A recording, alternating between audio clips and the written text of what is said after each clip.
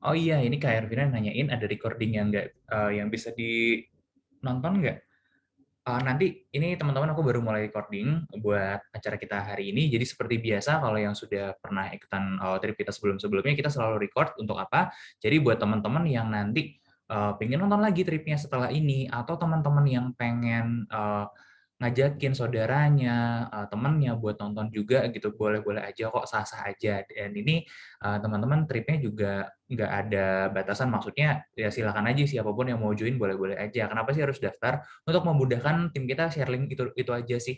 Jadi kalau teman-teman nggak daftar, kita juga bingung nih share link yang hari ini gimana, dan kita pinginnya sesi-sesi seperti ini itu lebih intimate gitu ya sama teman-teman ketimbang kita buka bebas begitu aja buat semua orang boleh keluar masuk, karena kalau dengan seperti itu akhirnya ya nggak terlalu maksimal kesempatannya gitu teman-teman. Nah, dan by the way teman-teman, balik lagi ke soal tadi, kalau ada keluarganya saudaranya yang batal berangkat kemarin boleh dong diajakin, dan nanti teman-teman untuk video-video yang sudah aku siapkan juga bisa diajakin keluarganya, saudaranya, teman-temannya buat ikut nonton bareng. Karena gini teman-teman, tujuan aku bikin trip hari ini sebetulnya untuk menghibur teman-teman yang kangen sama Tanah Suci, karena aku yakin banget buat seluruh umat Islam, soleh atau enggak, ya mau udah mikirin akhirat atau enggak, teman-teman pasti kalau ditanya pengen ke Tanah Suci nggak? Oh pasti pengen. Kangen nggak ke Tanah Suci? Buat yang udah pernah atau yang sudah merencanakan ke sana pasti kangen ya. Apalagi situasi pandemi ini sampai nggak tahu kapan kita bisa balik ke sana.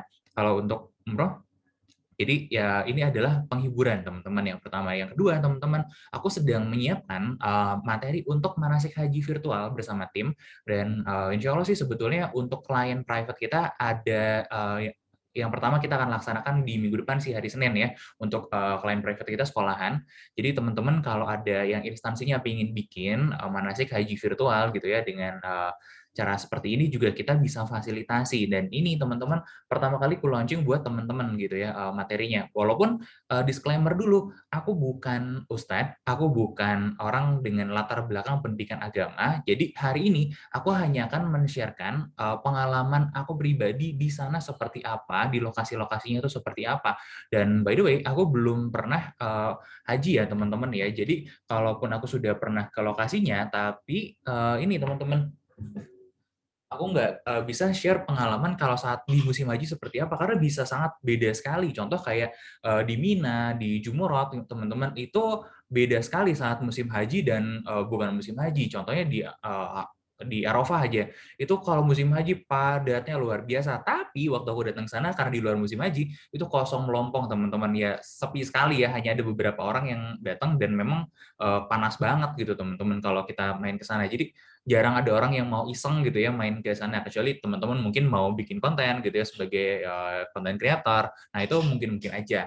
Tapi atau jemaah umroh yang lagi di tanah suci pingin mampir juga, pingin lihat gimana sih Arafah, gimana sih Mina, itu baru mungkin aja gitu teman-teman. Jadi teman-teman jangan expect ada hal-hal yang terkait dengan ini ya, bimbingan haji ya teman-teman ya, karena aku bukan akan membimbing haji di sini, tapi aku hanya akan men-sharingkan pengalaman aku di sana beserta situasi dan kondisinya saat kita di sana, terutama di musim haji itu seperti apa gitu teman-teman.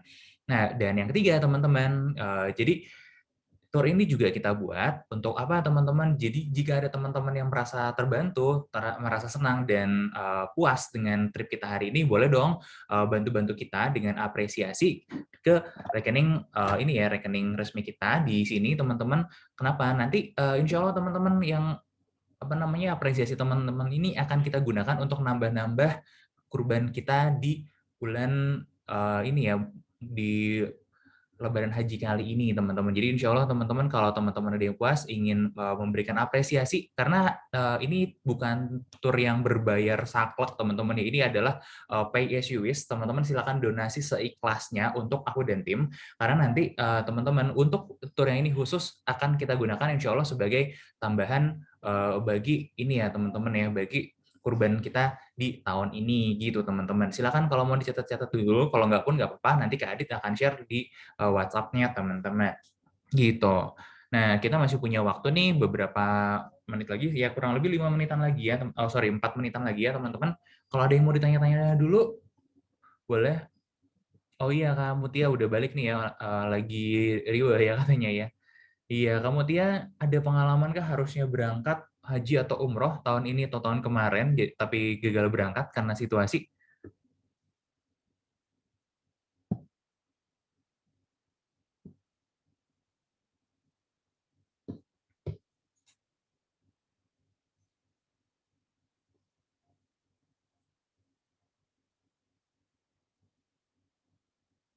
Ya deh ya, oke.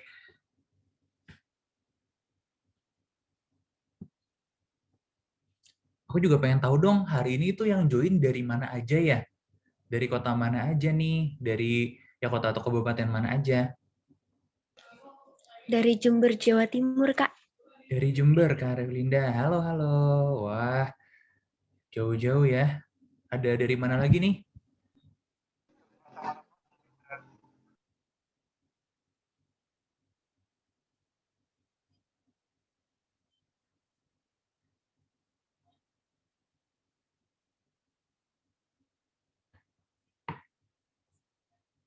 Oh, dari Lampung, Jakarta. Wah, Kak Vanessa nih ya. Ini halo Kak Vanessa. Ini kayaknya ini ya Kak Vanessa dari Salfus ya.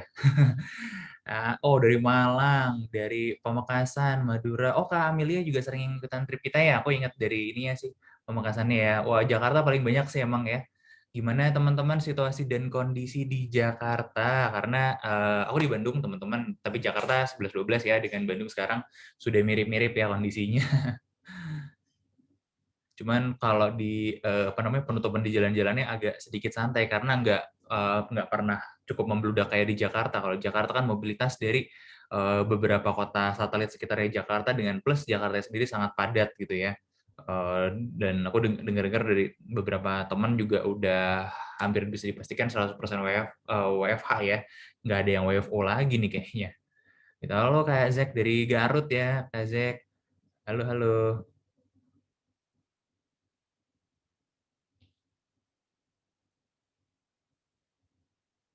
Teman-teman sudah pada siapkah? Kita mau mulai sebentar lagi. Nah, sambil nungguin mulai, aku mungkin kenalan lagi ya buat yang baru-baru gabung atau belum kenal. Namaku Dimas. Hari ini aku akan jadi guide-nya teman-teman ya, bukan guide sih sebetulnya teman jalan-jalannya teman-teman semua untuk rute Mekah dan Madinah hari ini. Untuk apa sih teman-teman? Aku cuma mau men-sharingkan pengalaman aku di Mekah dan di Madinah dulu, beserta kondisinya di sana tuh gimana sih, biar teman-teman kebayang, terutama buat yang lagi merencanakan ke sana, yang sudah rindu ke sana teman-teman, tapi nggak bisa-bisa juga karena situasi pandemi kayak gini, at least ini akan jadi penghiburan buat teman-teman nantinya. Nah, itu teman-teman sedikit perkenalan dari aku, dan sekali lagi nih salam pembuka, Assalamualaikum warahmatullahi wabarakatuh ya, salam sejahtera buat kita semua. Sebelum kita mulai, aku mau sedikit intro-intro dulu nih teman-teman, jadi nanti aku akan kombinasikan beberapa foto, video, slide dari Google Earth. Semuanya kita Kak Nisa nanti gak usah khawatir ya, ngomong-ngomong sudah recording udah kita bahas tadi, recordingnya ada kok.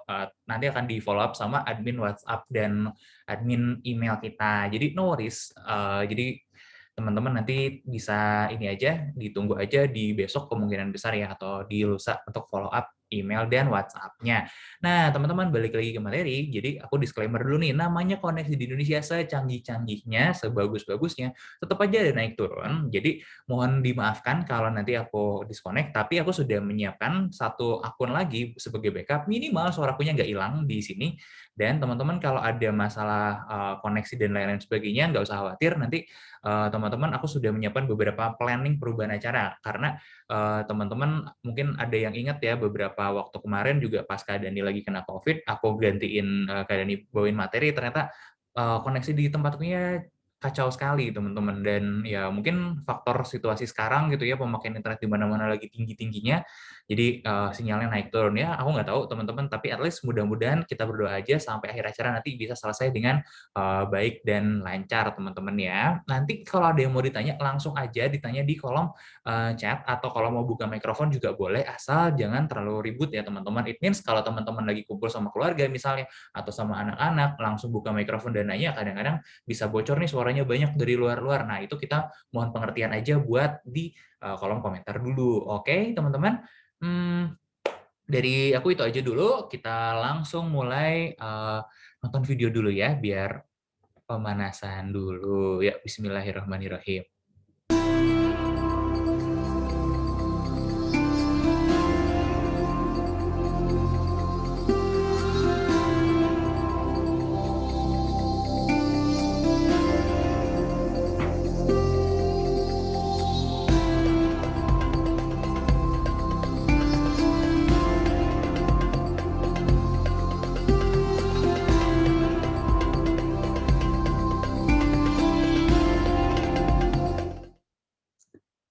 Oke, teman-teman, kita mulai dulu masuk ke materinya. Jadi aku asumsikan teman-teman tidak ada yang bertanya-tanya lagi tentang haji atau umroh, teman-teman, di saat sekarang, karena aku rasa itu adalah hal yang buat teman-teman Muslim sudah sangat familiar sekali, dan buat teman-teman non-Muslim mungkin yang join acara kita pada sore hari ini pun mungkin tidak terlalu asing lagi ya dengar kata-kata haji atau umroh, karena mungkin tetangganya, temannya, dan orang-orang di sekitarnya yang saudara-saudaranya yang Muslim itu sudah sangat familiar sekali dengan ibadah ini. Karena apa, teman-teman? Ibadah haji adalah salah satu ibadah wajib kita jika mampu ya, melengkapi rukun Islam yang kelima. Nah, teman-teman, jadi kita nggak ini ya, mungkin nggak akan panjang lebar gitu intermezzonya ke ibadahnya. Aku mau langsung masuk ke salah satu ritual paling pentingnya gitu ya. Kalau runtutan paling penting kalau kita mau haji atau umroh, teman-teman ada yang tahu nggak sebelum mulai kita biasanya akan ngapain dulu? Jawabannya mulai masuk, ada 1.000 orang mulai jawab, nggak ada ya teman-teman ya, bercanda. Nah, biasanya sebelum haji atau umroh, kita akan baca niat dulu ya. Baca niatnya di mana? Ada tempatnya. Tempatnya adalah tempat mikot kita sebutnya. Apa sih tempat mikot? Ini adalah tempat dan waktu. Catat ya, tempat dan waktu yang ditentukan Rasulullah sebagai pintu masuk untuk memulai haji dan umroh. Artinya, kita nggak bisa sembarangan di sembarang tempat atau di sembarang waktu aja, teman-teman. Nah, untuk ngomongin tempatnya sendiri, kita ini ya, kita tahu ada 5 tempat mikot, teman-teman. Ada Zulhulaifah, ada Zatu Arq, ada Qarnatul Manazil, ada Yalamlam. Nah, aku nggak akan bahas 5-limanya, tapi aku akan ambil salah satu perwakilan, yaitu, tunggu ya, aku mau pindah dulu ke Google Earth di sini, karena ini adalah penampilannya di Zulhulaifah, atau buat orang-orang kita lebih terkenal dengan nama Bir Ali, atau kenapa sih namanya Bir Ali? Oh, bir ini bukan minuman keras ya, teman-teman ya. Jadi ceritanya Sayyidina Ali dulu pernah menggali sumur di sini, dan kalau aku nggak salah info dari Mutawifku dulu, bir itu artinya adalah ini adalah sumur ya, teman-teman. Tapi tolong dikoreksi kalau salah, teman-teman ya. Kurang lebih sejarah singkatnya salah satu versinya adalah itu. Anyway, kita nggak akan terlalu ngomongin sejarah itunya. Aku pengen ngajakin teman-teman buat lihat tempat mikotnya itu seperti apa sih, karena rata-rata memang tempat mikotnya ada mesinnya, teman-teman.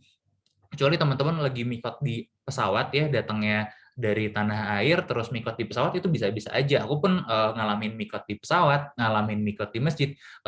Di masjid yang selain ini juga pernah, teman-teman. Jadi waktu di pesawat itu ya kita udah pakai ihram setengah badan gitu ya dari Indonesia, kemudian pas udah mulai mendekati lokasi mikot, ya langsung dipakai ihramnya full, teman-teman. Nah, di situ memang agak beda ya. Kita hanya bisa memperkirakan kurang lebih di area sini nih kita posisinya sebelum apa namanya, sebelum kita mulai mikotnya. Nah, kalau kita ngomongin di pesawat, mikotnya nggak berasa, teman-teman ya.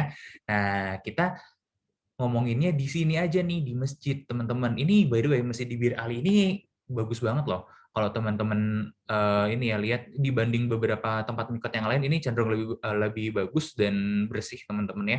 Karena aku ingat banget, aku lupa di mana ya. Aku pernah mikot juga di sana. Itu masjidnya kelihatan lebih berdebu ya, teman-teman ya. Karena memang wajar sih iklim gurun pasir salah satunya. Terus di atas-atas atap-atapnya itu, langit-langitnya itu ada banyak sekali burung-burung merpati ini diem kayak bersarang gitu, teman-teman. Alhamdulillahnya nggak jadi kotor, nggak khawatir ada kejatuhan kotoran burung juga, teman-teman ya. Tapi suasananya cukup berbeda sama si masjid di Bir Ali yang bersih banget ini. Gitu. Aku nggak dapet sih materinya yang di masjid yang lain, jadi ya kita harus puas dulu ya sama salah satu lokasi ini dulu. Nah, kira-kira teman-teman kalau kita mulai mikot ini, kita ini ya, kita berihram, kita sholat 2 rakaat, dan kita berniat, teman-teman. Setelah ini pun, ini akan berlaku larangan berihram ya. Contohnya apa, teman-teman? Ada yang tahu kah? Ada yang tahu? Ya, aku sebutin aja ya. Di antaranya adalah buat laki-laki bila memakai pakaian biasa ya buat laki-laki atau memakai sepatu yang menutup tumit. Artinya lebih baik pakai sendal aja dan jangan larangan menutup kepala seperti aku kayak gini ya teman-teman ya. Jadi kalau lagi pakai ihram jangan pakai penutup kepala seperti ini. Kalau lagi nggak berihram, lagi nggak dalam rututan haji dan umroh nggak apa-apa, nggak masalah teman-teman. Nah, terus kemarin tuh aku ngobrol sama Bu Ustazah gitu ya sama Pak Ustadz yang mau ngebantuin aku buat manasik hajinya, Mas nanti kalau ada yang nanya, lah sekarang gimana dong kalau lagi corona gini kan semua orang pada pakai masker, ya kan nggak boleh nutup muka ya teman-teman ya buat yang perempuan.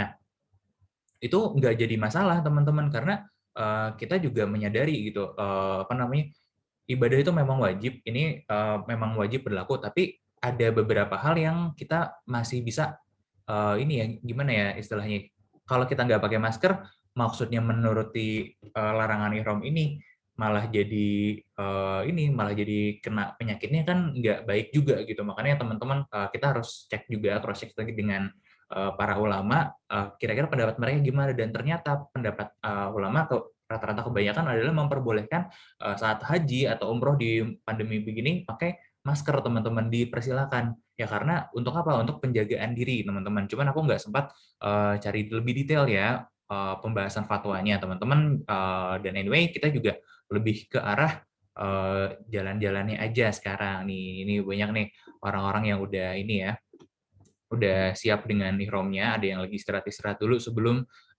berjalan ke destinasi kita yang kedua, teman-teman. Nah, kalau umroh, teman-teman akan langsung ke Mekah. Tapi kalau teman-teman haji, teman-teman akan berpindah ke Arafah, teman-teman.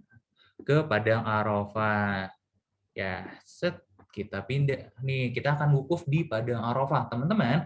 Nah, seperti yang aku ceritakan tadi, teman-teman ya, di sini aku sudah menyiapkan satu ini ya, satu apa namanya QR code. Teman-teman bisa scan untuk nanti ikut nonton videonya bareng-bareng dengan dengerin penjelasan dari aku. Tapi sebelum mulai, teman-teman, jadi nanti aku akan kasih tahu aja selama trip kita akan ada 5 kesempatan buat nonton VR seperti ini. Teman-teman boleh kok cek-cek dulu sekarang nanti untuk mulainya akan kukomandoin ya. Jadi teman-teman silahkan dicobain dulu yang mau nonton secara interaktif dari HP, di-scan aja. Tapi kalau teman-teman malas, ngapain, nggak apa-apa, nanti akan ku streamingin habis dari sini. Oke? Teman-teman sudah masih butuh waktu nggak buat scan-scan QR code-nya? Ya, sambil nunggu teman-teman mungkin ada yang mau coba-coba dulu, mau scan-scan QR code-nya dulu. Nah, teman-teman, aku mau ajak teman-teman semua baca talbiyah ya karena setelah mikot biasanya kita akan membaca talbiyah. Bacaan talbiyah itu seperti apa? Aku nggak tampilin sih di sini ya. Ikutin aja aku teman-teman. Gini apa namanya pembacaannya. Bismillahirrahmanirrahim. Labaik Allahumma labaik. Labaik la syarika laka labaik. Innal hamda wan ni'mata laka wal mulk la syarika laka labaik. Oke, teman-teman boleh kok buka mikrofon dulu sekarang semuanya. Kita sama-sama ucapkan ya kalimat talbiyahnya bersama-sama. Oke? Boleh? Siap teman-teman? 3, 2, 1. Labaik Allahumma labaik. Labaik la syarika laka labaik. Innal hamda wan ni'mata laka wal mulk la syarika laka labaik. Teman-teman boleh sambil terus dilafazkan teman-teman untuk memperkuat feel-nya kalau teman-teman lagi mau wukuf di Arafah. Nah, aku mau coba tunggu.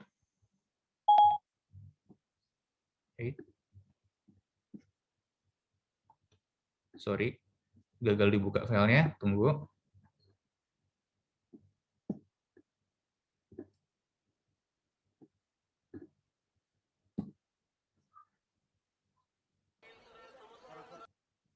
Yes, kita sudah mulai masuk ke Arafahnya, teman-teman. Nah, ini dia di Arafah nih, teman-teman. Kita lihat-lihat yuk kondisi sekitarnya. Gimana sih kondisinya? Oh, ini kepindahin aja ya, biar nggak menghalangi. Nah, ini dia, teman-teman. Aku pause dulu sebentar ya videonya, karena sambil cerita sedikit, teman-teman ya. Nah, teman-teman, ada yang tahu nggak kalau ternyata cerita di Arafah ini teman-teman, di Bukit Arafah ini terutama ini adalah cerita romantis teman-teman ya. Karena kalau teman-teman tahu di bukit inilah pertama kali Nabi Adam dan Siti Hawa dipertemukan setelah sekian lama, sekian ratusan tahun terpisah ketika diturunkan dari surga ke bumi, teman-teman. Jadi akhirnya mereka dipertemukan di sini ya. Ceritanya Siti Hawa diturunkan di Jeddah dan Nabi Adam diturunkan di India. Kemudian ratusan tahun teman-teman mereka berdua berpisah dan akhirnya diketemukan lagi lah di sini gitu, teman-teman. Hmm. Nah, teman-teman, kalau lagi musim haji begini, teman-teman ya, ini rame nih ya. Nah, jamaah Indonesia sih biasanya nggak akan naik ke atas. Karena apa? Karena satu panas, teman-teman ya. Karena satunya panas dan yang kedua juga penuh banget. Biasanya jamaah haji kita sih di ini, di tenda, teman-teman. Nah, kalau di Arafah itu biasanya kita tanggal 9 Zulhijjah. Ini tuh kalau nggak salah tanggal 7 ya, teman-teman. 7 Zulhijjah ya, teman-teman ya. Berarti harusnya kalau teman-teman lagi haji, ini adalah lusa, teman-teman ya. Nah, kita bisa nikmatin di sini. Tapi ini beneran panas banget loh, teman-teman. Apalagi di musim-musim haji kayak gini, lumayan panas banget.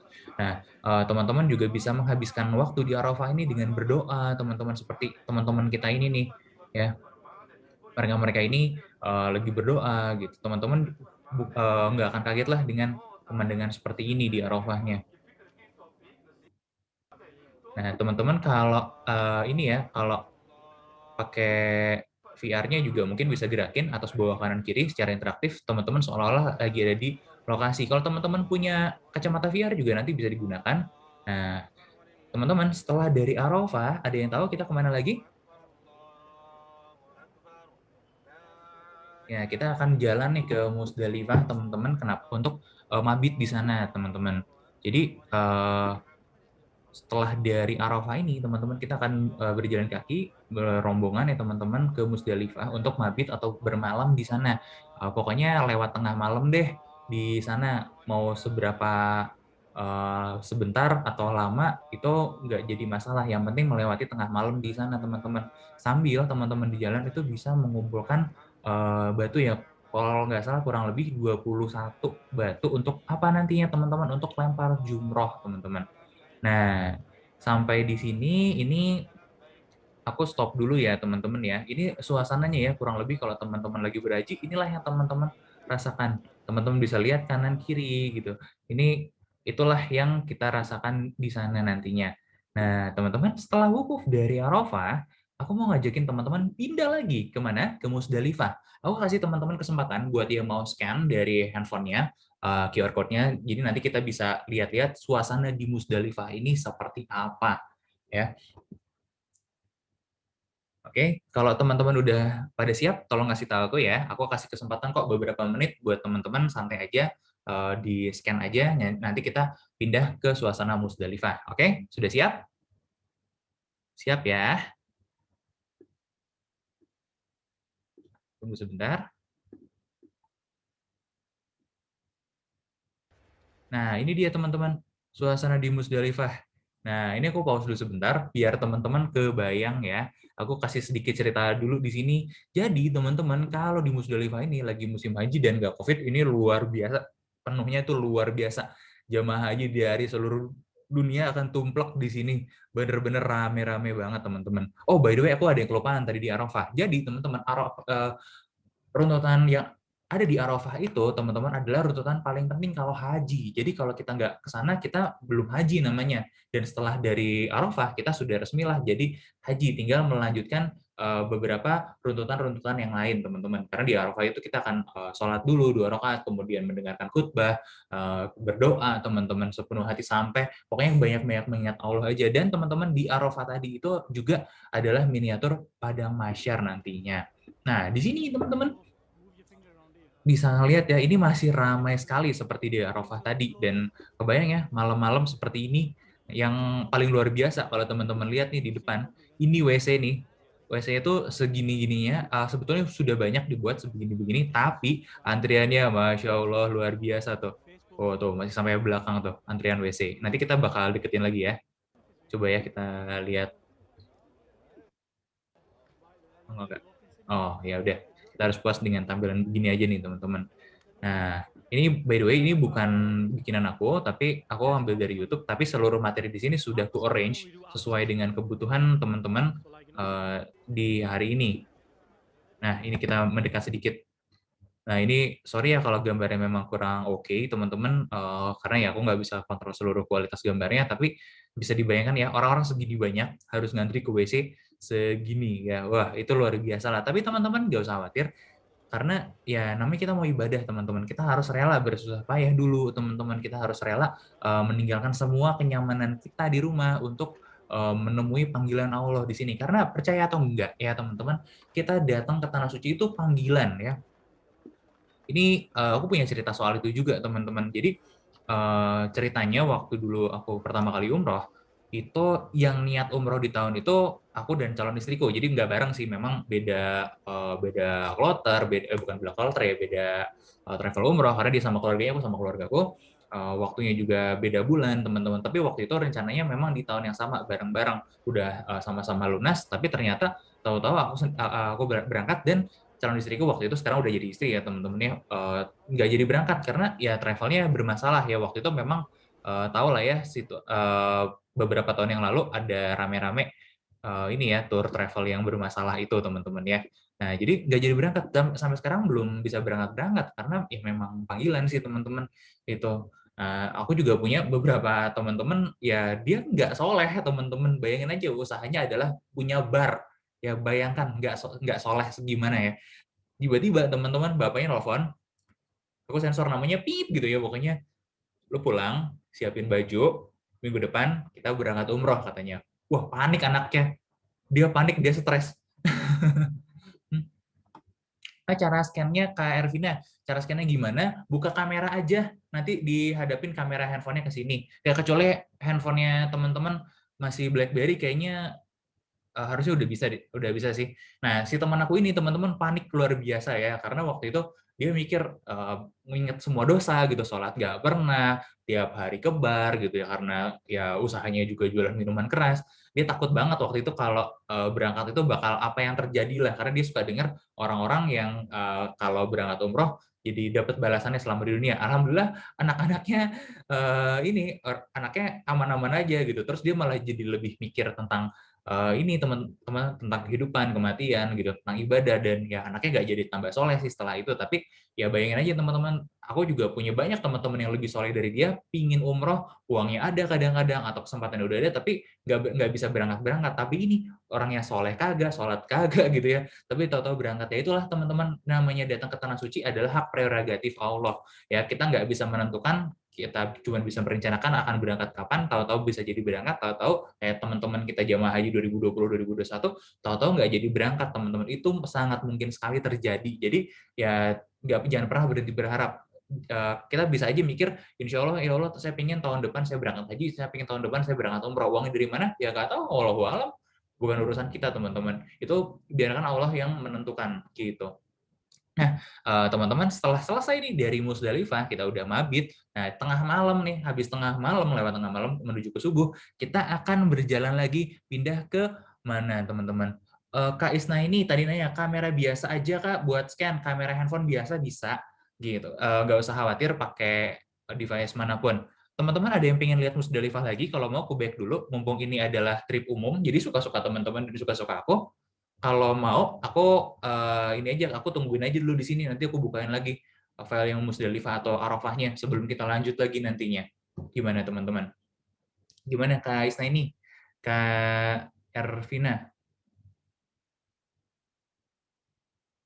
Oh, by the way, nanti teman-teman kalau ada yang ketinggalan-ketinggalan, di akhir aku akan kasih lagi QR code untuk seluruh playlist video kita hari ini, video VR-nya ya.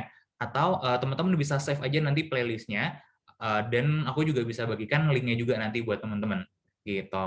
Jadi aku nungguin jawaban teman-teman nih, mau dilanjut atau kita stay dulu di sini? Oke, siap. Kita lanjut ya kalau gitu, teman-teman. Kita setelah dari Musdalifah ini kita mau kemana sih? Kita mau ke Jamarot. Nah, di Jamarot ini, teman-teman, ini adalah tempat untuk melempar jumroh. Ada yang sudah tahu tempat lempar jumroh itu tempat apa? Ini aku bacain sedikit aja ceritanya, teman-teman ya. Nah, ini adalah terowongan dari Mina menuju ke Jamarot, teman-teman. Ya, ini tahun 1990 memang pernah ada tragedi di sini, ada ratusan orang jemaah haji terinjak-injak hingga meninggal, teman-teman. Waktu itu memang ada masalah dengan infrastrukturnya, tapi insya Allah sekarang nggak terlalu bermasalah ya, teman-teman. Nah, ini ada notnya ya, perbanyak talbiyah dan takbiran, teman-teman. Karena memang baiknya kita mengingat Allah sebanyak-banyaknya di sini. Dan teman-teman nanti saat melempar jumroh, kita akan ketemu dengan 3 tiang-tiang, teman-teman. Aku maaf banget, aku lupa nama ini ya, nama jumrohnya karena ada 3 di situ jumrohnya. Cuman kalau nanti ada teman-teman mau nambahin, silakan ditambahkan aja. Aku coba maju-majuin di sini ya.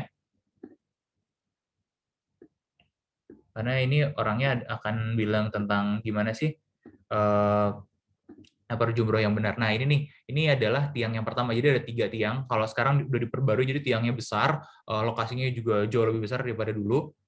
Nah ini Ka'bah itu sebelah kiri ya teman-teman ya. Jadi jangan kita ngadep posisi Ka'bah itu ada di sebelah kanan kita.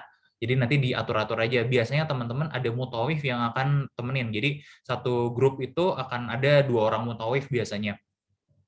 Nah, ini nih suasana lempar jumroh ini alhamdulillah lagi sepi banget loh teman-teman. Luar biasa.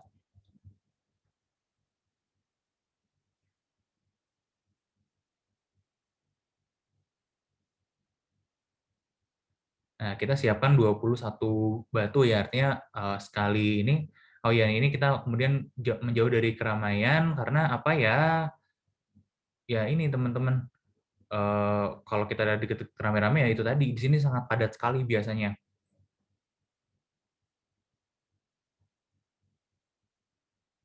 Jadi teman-teman nggak harus hafal ini kok sebelum berangkat haji, nanti tenang aja ada mutawif yang akan mendampingi. Nah, tadi yang aku cerita nih ada 3 jamarat ya. Yang tadi 1, ini yang kedua nih. Ini juga gede, teman-teman. Nah, di sini.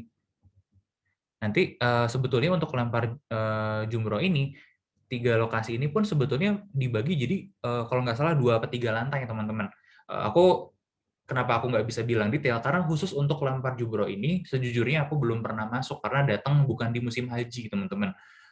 Dan waktu itu aku karena memang lagi ngejar apa gitu ya, nggak bisa mampir lama di sininya. Jadi cuman keliling ke beberapa daerah di sini aja dan keburu malam kalau nggak salah waktu itu, jadi nggak mampir ke bagian dalamnya. Jadi aku nggak tahu exactnya seperti apa. Jadi aku juga hanya tahu dari video-video seperti ini. Dan teman-teman juga bisa ngeliat pemandangan yang kurang lebih seperti ini dari lantai-lantai yang lain. Ini sih kayaknya lantai paling atas ya. Gitu. Nah, iya, dan berdoanya jangan ke Jamarot ya teman-teman. Karena di situ teman-teman ini adalah perwakilan untuk kita melempar jumroh itu, kita lempar nafsu kita yang negatif-negatif gitu ya teman-teman, rasa malas, rasa ya semualah, semua hal-hal negatif dalam diri kita itulah yang kita lempar di jumroh tadi teman-teman gitu. Nah, selesai dari lempar jumroh ini, yuk kita bertalbiyah lagi, boleh ya teman-teman ya. Yuk kita sama-sama bacain talbiyah karena kita mau kemana? Kita mau ke Mekah teman-teman. Bismillahirrahmanirrahim. Labaik Allahumma labaik. Labaik la syarika laka labaik. Innal hamda wan ni'mata laka wal mulk la syarika laka labaik. Ya, kita masuklah ke kota Mekah. Bismillahirrahmanirrahim, teman-teman. Jadinya. Gimana, Kak?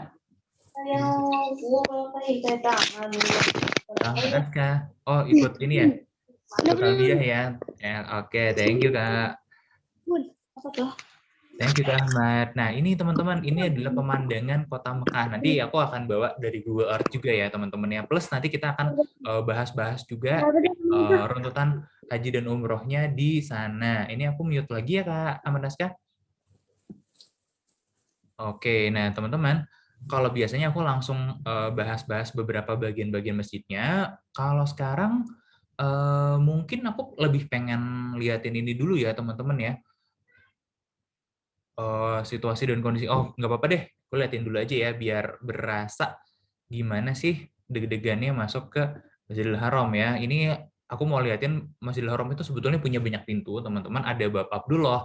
Ini dinamain kebanyakan dari raja-raja Saudi, kemudian peristiwa historis teman-teman seperti ini, Fatah. Jadi konon katanya waktu Fatu Makkah itu peristiwa Rasulullah masuk ke kota Makkah setelah setelah kemenangan Rasulullah dan seluruh umat Islam atas kafir Quraisy.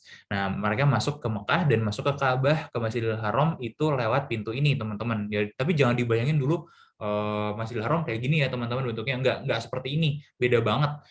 Aku nggak punya fotonya sih di sini. Nah, teman-teman juga bisa lihat ada beberapa pintu-pintu yang lain, teman-teman ya.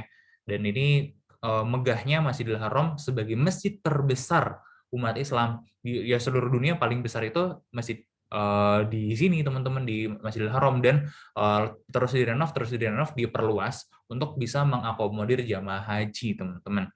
Jamaah haji dan umroh sih, terutama saat musim haji kan membludaknya luar biasa gitu. Karena kalau teman-teman belakangan ini 2 tahun 3 tahun ke belakang umroh, pasti kerasain lah namanya umroh makin kesini makin rame, teman-teman, jauh lebih rame kalau di compare sama let's say beberapa mundur 5 tahun aja, sama 2 tahun 3 tahun ke belakang atau sebelum Covid, itu ramainya luar biasa, teman-teman.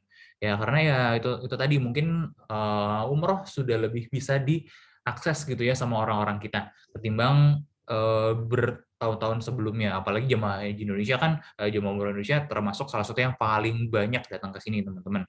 Nah, nanti kita akan bahas lagi tentang rincian ada apa aja sih di Masjidil Haramnya ini setelah selesai runtutan ininya ya, teman-teman ya, runtutan hajinya, teman-teman. Jadi teman-teman, aku kasih kesempatan buat scan lagi QR code-nya untuk kita masuk ke situasinya gimana sih di dalam Masjidil Haram saat kita ini ya, teman-teman, saat kita lagi tawaf di sana, teman-teman.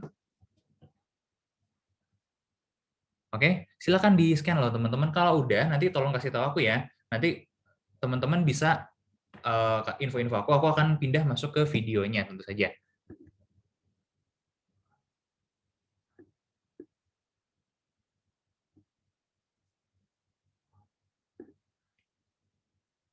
Oke, kita lanjut ya. Bismillahirrahmanirrahim.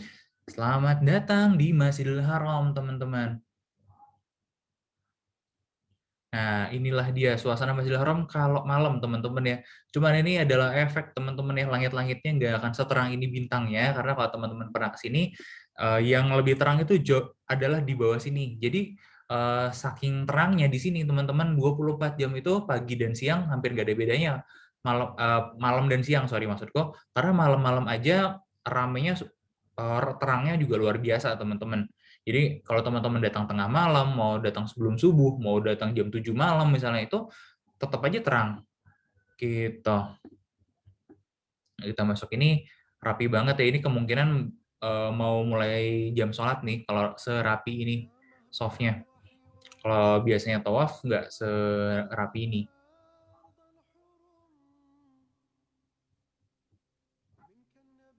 Nanti aku akan ajakin lihat sedikit nih kondisi gimana sih di Masjidil Haram. Oh iya, boleh kok yang mau screenshot. Nah, ini kalau udah mulai siang nih, udah mulai pagi. Kalau terangnya kayak gini nih. Ini kita agak zoom out dikit ya, biar kebayang gimana sih rasanya di sini. Kalau yang lantai 2 ini, teman-teman, musim-musim umroh biasanya cenderung sepi, tapi kalau musim-musim haji, wow, pasti ramai banget ke sini. Ada teman umrohku itu pernah ngalamin pas haji, kebagiannya di sana tadi, wah itu panasnya luar biasa, teman-teman. Itu betul-betul luar biasa lah panasnya, karena iklimnya juga iklim gurun, teman-teman. Nah, ini salah satu area di ini ya, di Masjidil Haram, teman-teman. Ini kalau kita lihat kanan kiri, ini ada area sholatnya sebelum masuk ke area tawaf, teman-teman ya. Gede banget ya. Ini gede banget nih langit-langitnya. Aku nggak hafal berapa meter, tapi waduh, tinggi banget, luar biasa tinggi banget. Dan semuanya didominasi putih-putih suasananya gitu, teman-teman. Dan yang paling kita tunggu-tunggu biasanya adalah momen-momen ketika udah masuk dari depan, dan aku sendiri sih merinding ya waktu sampai ke posisi ini, teman-teman. Di depan kita udah ada nih Ka'bahnya. Kita lihat kanan, kiri, gitu, ada orang dari mana-mana, kemudian Ka'bah udah di depan kita, tinggal yang misalnya cuma tinggal ini doang, cuma tinggal tangga doang. Oh, ini nggak live Masjidil Haram, teman-teman. Ini adalah video VR ya, video interaktif yang aku cerita tadi. Jadi Kak Ervina, kalau live tadi yang pas opening kutunjukin, nanti habis ini mau kutunjukin kok kondisi live-nya di sana seperti apa. Jadi ini adalah video VR yang interaktif. Jadi teman-teman kalau tadi udah scan QR code bisa nonton video ini secara 360 derajat. Nah, ini bisa aku gerakin kayak gini ya. Teman-teman juga nanti yang nonton dengan HP atau dari laptopnya bisa ini bisa gerakin seperti ini videonya. Nah, ini kita udah di depan Hijri Ismail ya teman-teman ya. Ini kita lagi ngalamin tawaf, lagi rame-ramenya. Ini biasanya sore nih teman-teman ya. Pro tip teman-teman, kalau teman-teman bisa milih jam tawaf, jangan pilih jam-jam duhur dan asar karena itu lagi rame-ramenya plus panas teman-teman ya. Kalau teman-teman mau masuk Hijri Ismail, insya Allah nggak akan dapat. Nggak ya teman-teman, bukan nyumpahin teman-teman, tapi aku sendiri ngalamin karena susahnya minta ampun kalau lagi tawaf jam segini. Tawafnya bakal lama karena orangnya banyak teman-teman, terus banyak juga orang-orang yang ngantri mau sholat. Jadi ya itulah yang terjadi teman-teman. Aku punya cerita sendiri teman-teman, ketika lagi di sini asar memang sengaja bukan mau tawaf teman-teman, tapi mau sholat. Waduh, itu rebutan soft pertama itu luar biasa teman-teman. Nanti aku pengen nunjukin lagi deh kondisinya kalau lagi sholat habis ini ya, videonya yang habis ini yang nanti lagi sholat di depan masjid di depan Ka'bah tuh rasanya kayak gimana, nanti aku liatin juga.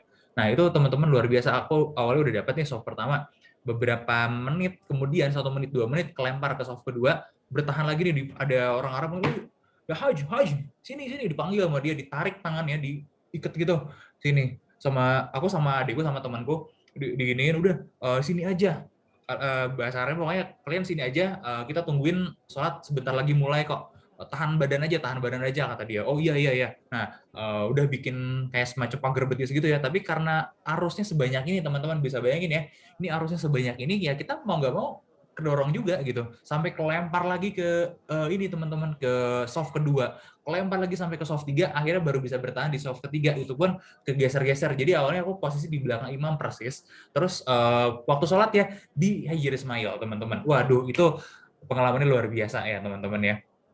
Oh by the way teman-teman, ini kalau kondisinya kita lagi tawaf ya teman-teman ya, ini teman-teman bisa perhatiin nih rukun-rukun Ka'bahnya, karena ada beberapa tempat yang doa kita mustajab ya selain Hijri Ismail. Kalau teman-teman di Multazam itu antara Hajar Aswad dengan pintu Ka'bah, nanti kita akan lewat teman-teman ya.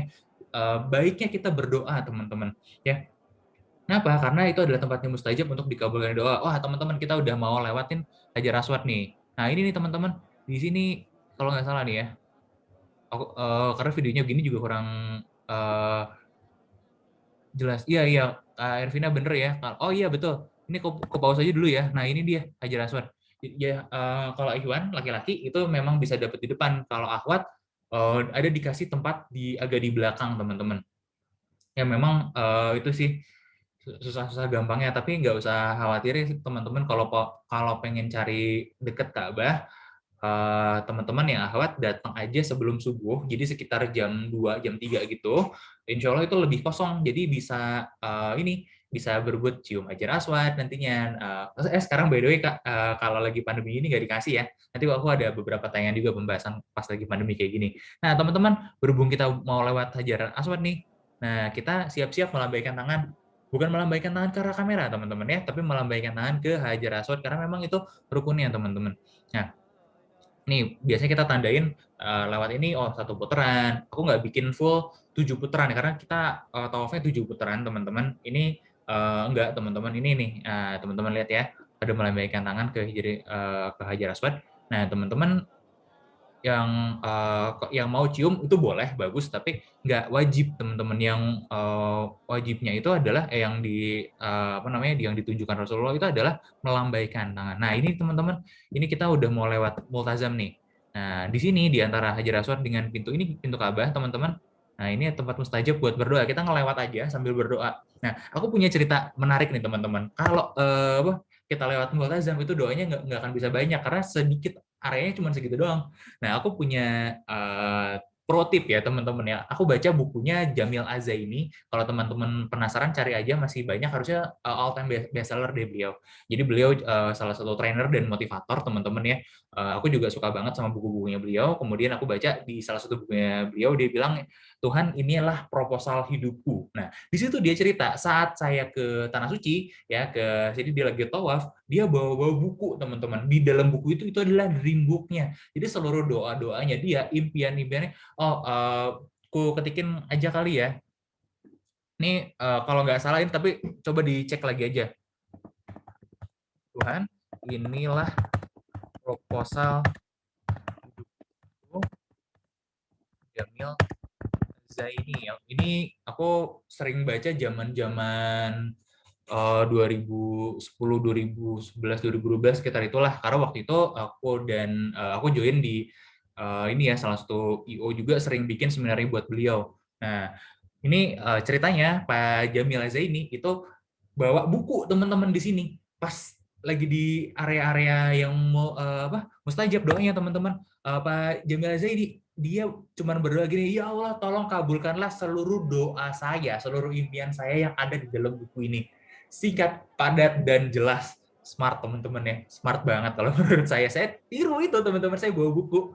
Ya, buku itu ada catatan doa saya, semuanya tuh di sini diruntut sampai detail teman-teman.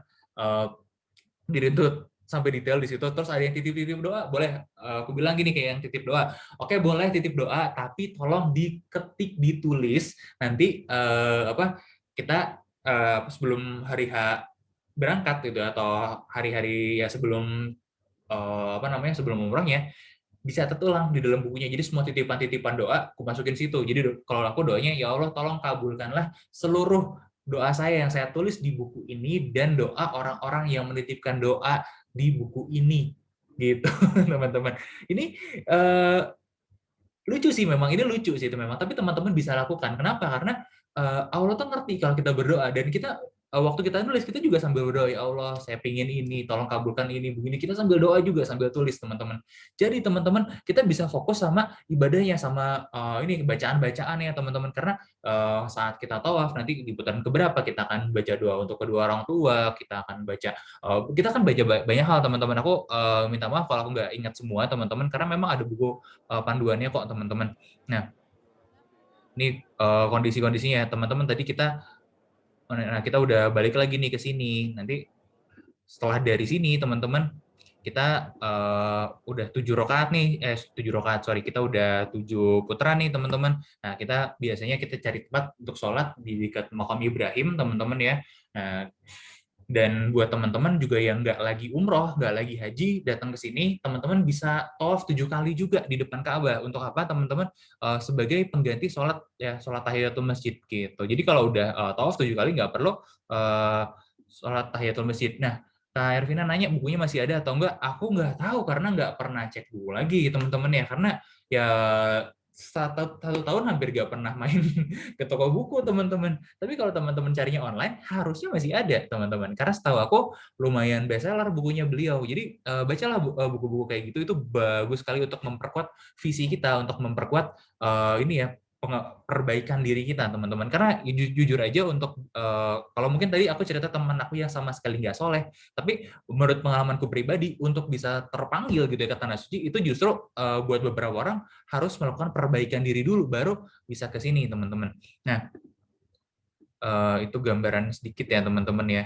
Nah, sampai di sini aku mau pindah dulu nih teman-teman. Sorry. Ya, aku mau pindah dulu teman-teman. Karena apa? Karena kita harusnya teman-teman setelah dari sini kita minum air zam-zam dulu sebelum melanjutkan ke tempat sa'i. Nanti tempat sa'inya mau kuliatin lebih ini juga ya, lebih jelas juga ya teman-teman ya. Tapi mungkin setelah sa'i kita nonton lagi deh kayak tadi. Nah, teman-teman, sebelum sa'i kita biasanya akan nyamperin ini ya dispenser air zam-zam. Teman-teman bisa pilih ini kalau ada yang ada tulisannya kayak gini, yang di ketiga ini tulisan not cold, artinya dia nggak dingin. Sedangkan kalau yang nggak ada tulisannya itu artinya dia dingin. Ya, aku pribadi sangat kurang menyarankan untuk minum yang dingin, kecuali teman-teman sudah sangat biasa. Kenapa? Karena cuaca di luar biasanya panas.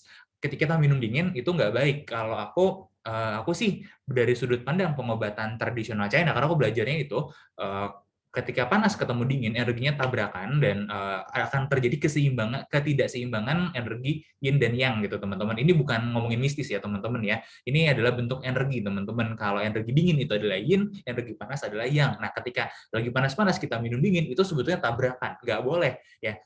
Baiknya adalah minum suhu biasa aja. Bahkan kalau mau minum suhu hangat atau panas, walaupun lagi panas-panas.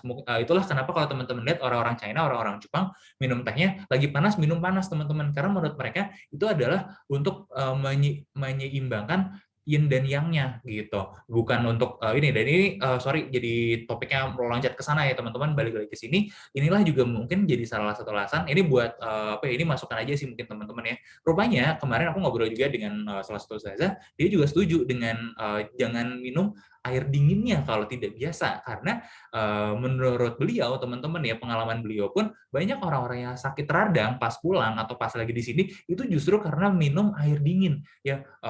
Air zam-zam kan buat obat mas, kenapa kayak gitu?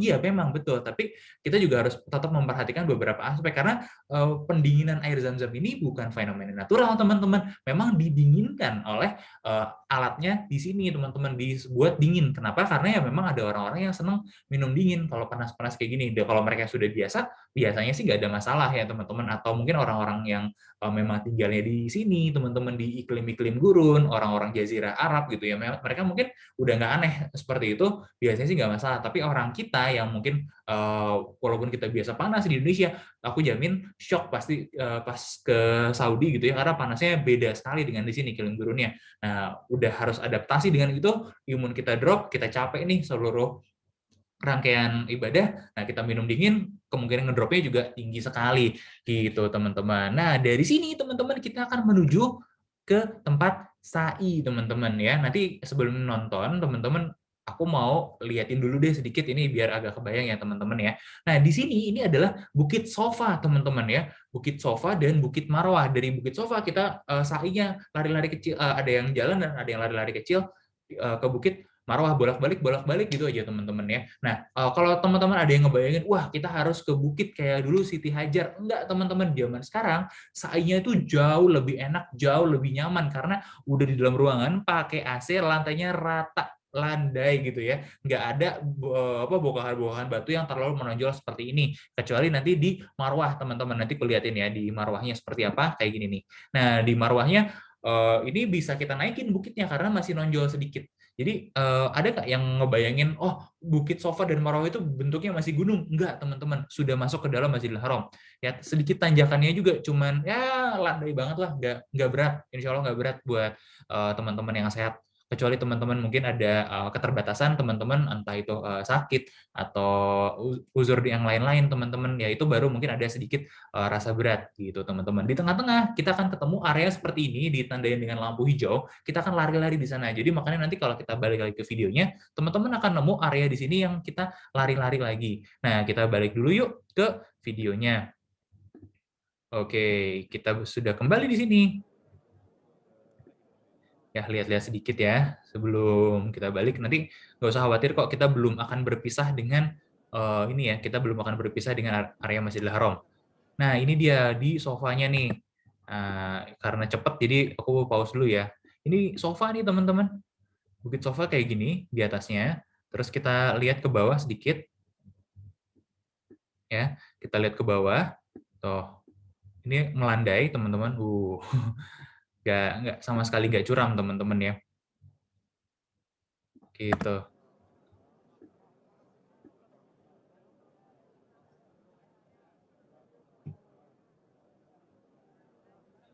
Nah, di sini nih, ini sainya kayak gini, teman-teman. Kita jalannya jalan cepat aja, memang kecuali yang Ahwat ya, yang Ikhwan, yang bapak-bapak, memang disarankan ada lari-lari kecil. Di mana? Di area ini nih, di area yang lampu hijau ini. Kita, oke, kita pindah lagi teman-teman, karena aku sudah menyiapkan beberapa yang menarik. Nah, teman-teman, di sini, kalau kita udah balik nih ke, kita udah selesai sainya, kita akan tutup dengan ini ya, dengan tahalul teman-teman ya. Kalau lagi beribadah haji kita tutupnya dengan berkurban juga teman-teman. Nah, kalau kita ngomongin tahalul aja ya teman-teman ya, di sini kita ketika kita tahalul, teman-teman, di sini, di akhir sini, biasanya kita akan memotong rambut kita sebagian aja, tapi jangan dibotakin, teman-teman. Jangan digundulin habis di sini, karena apa? Karena bikin kotor, teman-teman. Itu nggak baik, teman-teman ya. Kita ngotorin area Masjidil Haram, kita potongnya hanya syarat aja sedikit gitu. Nanti kalau teman-teman pengen dibotakin, kenapa teman-teman, terutama yang ikhwan, pengen ngebotakin? Karena afdolnya kalau kita tahalul itu dibotakin, teman-teman. Nah, pembotakan ini bisa dilakukan di luar area masjid, karena di luar area masjid itu banyak barbershop, dari yang murah sampai yang mahal itu ada semua, teman-teman. Nah, di situ teman-teman bisa bisa gundulin, ya bayarnya beda-beda sih, dari sekitar 50 ribuan sampai ratusan ribu tuh ada. Gitu. Aku cari yang agak murah waktu itu di bawah Zamzam Tower, itu bawahnya ada food court. Nah, di daerah food court itu juga ada banyak barbershop. Jadi masuknya ke sana aja. Pokoknya keluar Masjidil Haram, nanti ada Zamzam Tower yang gede banget itu, teman-teman, yang ada hotelnya juga di bawah. Nah, itu nanti ada level paling bawahnya itu tempat belanja, tempat makan, masuk aja ke situ. Nanti cari-cari aja, banyak banget barbershop murah di sana. Gitu. Nah, dari sini teman-teman, aku mau ajakin teman-teman balik ke area Masjidil Haram. Nah, silakan di-scan lagi ininya ya. Kalau teman-teman mau, scan aja, nanti aku akan tunjukkan juga kok videonya seperti apa. Oke, teman-teman sudah siap?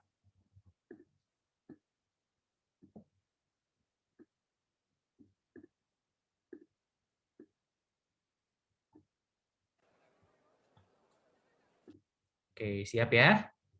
Kita balik lagi ke sini nih, ke video interaktifnya. Nah, ini dia nih area Masjidil Haram. Nah, teman-teman tadi ada yang bilang, iya kalau akhwat bisa di belakang-belakang. Nah, ini nih, biasanya akhwat itu di area-area sini, teman-teman, sholatnya.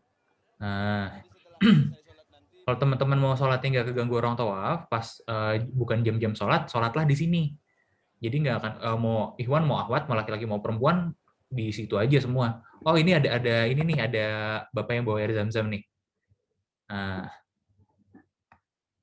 ada petugas masjid ya bawa air zam-zam digendong gitu. Oh, ini masih ramai juga ya, teman-teman. Ini sebelum pandemi nih. Nah, di dalam sini ada apa aja sih? Ini teman-teman kalau lihat, ini lantainya marmer putih banget, bersih, teman-teman. Ini ada hal yang menarik kalau teman-teman tahu ceritanya. Jadi dulu waktu mau renovasi lagi nih beberapa tahun yang lalu lah, udah lama sih sebetulnya. Jadi memang ada rencana dilapisin marmer seperti ini. Kalau dulunya kayak gimana? Dulunya lantai awalnya zaman Rasulullah itu tanah aja, kemudian ada tanah pasir gitu ya, kemudian ditambahin lantai di era-era kekhalifahan selanjutnya. Nah, akhirnya sekarang mau diiniin, teman-teman, mau dikasih marmer biar apa? Biar cenderung lebih dingin, walaupun tetap aja panas ya. Namanya marmer, dia lebih dingin memang biasanya dibanding lantai yang lain. Nah, waktu itu kontraktornya, teman-teman, bingung nyari karena harus dibeli di Yunani waktu itu, dan marmer tipe ini yang dibutuhkan ini memang kualitas terbaik ya, teman-teman, habis. Nah, qadarullah, teman-teman, ternyata yang beli marmer ini adalah kontraktor Arab Saudi. Sorry, bukan kontraktor, pengusaha Arab Saudi. Nah, dikasih tahu sama tokonya, waktu itu ada pengusaha Saudi juga yang ngeborong, katanya, coba aja dikontak, ini kontaknya barangkali masih ada. Nah, dikontaklah oleh tim renovasi Masjidil Haram, teman-teman ya. Si marmernya nggak kelihatan ya, ini deh mungkin bisa mewakilin putih-putihnya ya. Nah, ternyata qadarullah marmernya belum dipakai sama sekali. Terus si pengusaha ini bilang, saya waktu dulu nggak tahu kenapa tergerak aja pengen beli, nggak ada rencana beli waktu itu tuh. Jadi pengen aja beli, ya memang dia ada kelebihan uang gitu ya. Selama bertahun-tahun itu, dari dia beli sampai dikontak petugas renovasi masjidnya, diem aja seluruh stok marmernya itu tidak ada yang dipergunakan satupun. Diem aja di dalam gudangnya dia, dan waktu ditanya mau dibeli, waktu itu buat perbaikan Masjidil Haram, diwakafkan buat Masjidil Haram, teman-teman, keseluruhannya. Jadi sekarang lokasi Masjidil Haram seperti yang kita lihat sekarang nih, berkat sumbangsih beliau ini, teman-teman. Nah, by the way, ini kita masuk ke Hijr Ismail nih, teman-teman. Karena memang tadi kita nggak masuk ya. Nah, sekarang kita masuk ke Hijr Ismail. Ini juga salah satu tempat yang mustajab doanya. Nah, kalau teman-teman lihat sebelah kanan kita Ka'bah, dan di sini ini ada setengah lingkaran ini, teman-teman. Nah, setengah lingkaran ini kecil sih memang, tapi dulunya adalah bagian dari Ka'bah. Ka'bah ini sebetulnya sudah pernah ini ya dibangun kembali beberapa kali, entah karena banjir, karena bencana alam dan lain sebagainya. Jadi sempat bentuknya itu kotak dan setengah lingkaran. Nah, setengah lingkaran itu adalah Hijr Ismail ini. Waktu terakhir dibangun, teman-teman, ya maksudnya sebelum era Rasulullah, teman-teman ya, ini dibiarkan setengah lingkaran ini tidak dibangun. Dulunya dipercaya ada beberapa pendapat ahli mengatakan kalau ini digunakan sebagai tempat tinggalnya Nabi Ismail, teman-teman. Nah, makanya disebut Hijr Ismail. Tapi beberapa pendapat yang lain juga menolak, teman-teman ya. Tapi intinya menyatakan kalau bentuk Ka'bah itu dulu tidak seperti ini. Nah, makanya ini adalah bagian dalam Ka'bah, sebetulnya masih bagian dari Ka'bah. Jadi kalau teman-teman mau masuk ke dalam Ka'bah itu ya kalau teman-teman nggak punya izin khusus nggak akan bisa, teman-teman. Hal terdekat yang bisa kita lakukan untuk bisa masuk ke dalam Ka'bah adalah masuk ke dalam Hijr Ismail ini. Nah, makanya orang dari seluruh dunia itu berdesak-desakan dengan luar biasa di sini, teman-teman. Lihat ya, ini luar biasa banget nih. Ini orang-orang, alhamdulillah nih ada yang bisa sholat, yang belakang-belakang. Biasanya kalau siang kayak gini, mau sholat aja hampir nggak bisa. Karena jaraknya, teman-teman ya, antara orang ke orang itu nggak cukup buat kita sampai ruku, bahkan sujud, teman-teman. Kalau sujud, itu otomatis ya ini ya potensi diinjak-injak. Makanya kalau masuk sini jangan sendirian. Biar apa? Biar ada yang jagain pas kita lagi sholat, teman-teman. Kenapa sih sholat di sini? Ini sunnah aja sholatnya sebetulnya. Tapi kalau kita sholat di sini, teman-teman bisa bayangkan rasanya sholat di dalam Ka'bah itu seperti apa. Ya, keutamaannya sholat di dalam Ka'bah seperti apa? Kalau kita nggak punya keutamaan untuk masuk ke dalam Ka'bah, dibukain kuncinya sama pemegang kunci. Ya, dalam hal ini adalah orang-orang Saudi ya, teman-teman ya. Kita hanya bisa sholat di sini, teman-teman. Jadi ya kita maksimalkan semua kesempatan itu, teman-teman ya. Buat kita berdoa, kita sholat sepuas-puasnya. Sampai kalau udah puas, jangan lupa cepet-cepet keluar dengan hati-hati, karena yang ngantri sebanyak ini, teman-teman. Makanya kalau ini biasanya zuhur asar ya, teman-teman ya. Kalau udah miring ini berarti matahari miring ya, kelihatan ya. Ini ketutupan sama Ka'bah orang-orang di sini. Artinya ini adalah jam-jam asar, teman-teman ya. Nah, kita baiknya teman-teman kalau mau lebih longgar, datanglah di jam 2, jam 3, teman-teman. Jadi itu lebih longgar biasanya. Aku nggak bilang sepi, tapi lebih longgar, nggak seramai ini ya. Nanti teman-teman bisa sholat tahajud dulu, kemudian kita tawaf. Nah, beres tawaf selesai, udah 7 kali itu kita inilah kita masuklah ke sini, nanti bisa rasain ini. Ada yang nanya nggak? Mungkin ada yang, kenapa sih ada orang pegang-pegang? Oke, teman-teman, yang pegang-pegang ini memang tidak ada tuntunannya ya buat pegang-pegang Ka'bah.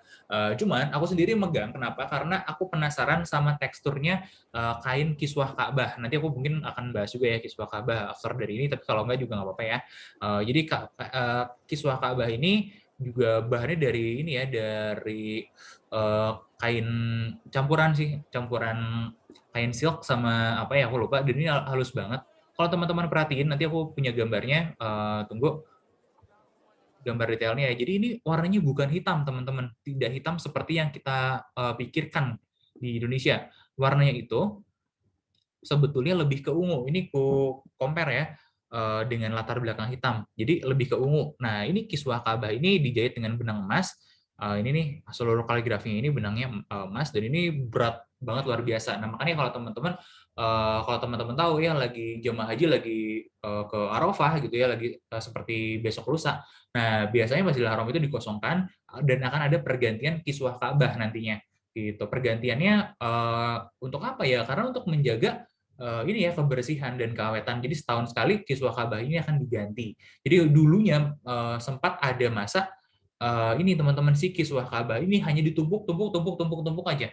Dan ini ternyata berbahaya karena makin lama kainnya makin banyak, makin tinggi, makin tebal. Nah, dan ketika itu terjadi, teman-teman, akan sangat membebani struktur Ka'bah dan bisa runtuh. Akhirnya diputuskanlah kalau oleh salah seorang khalifah, aku lihat catatan dulu ya.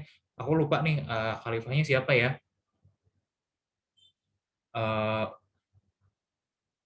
Bentar ya.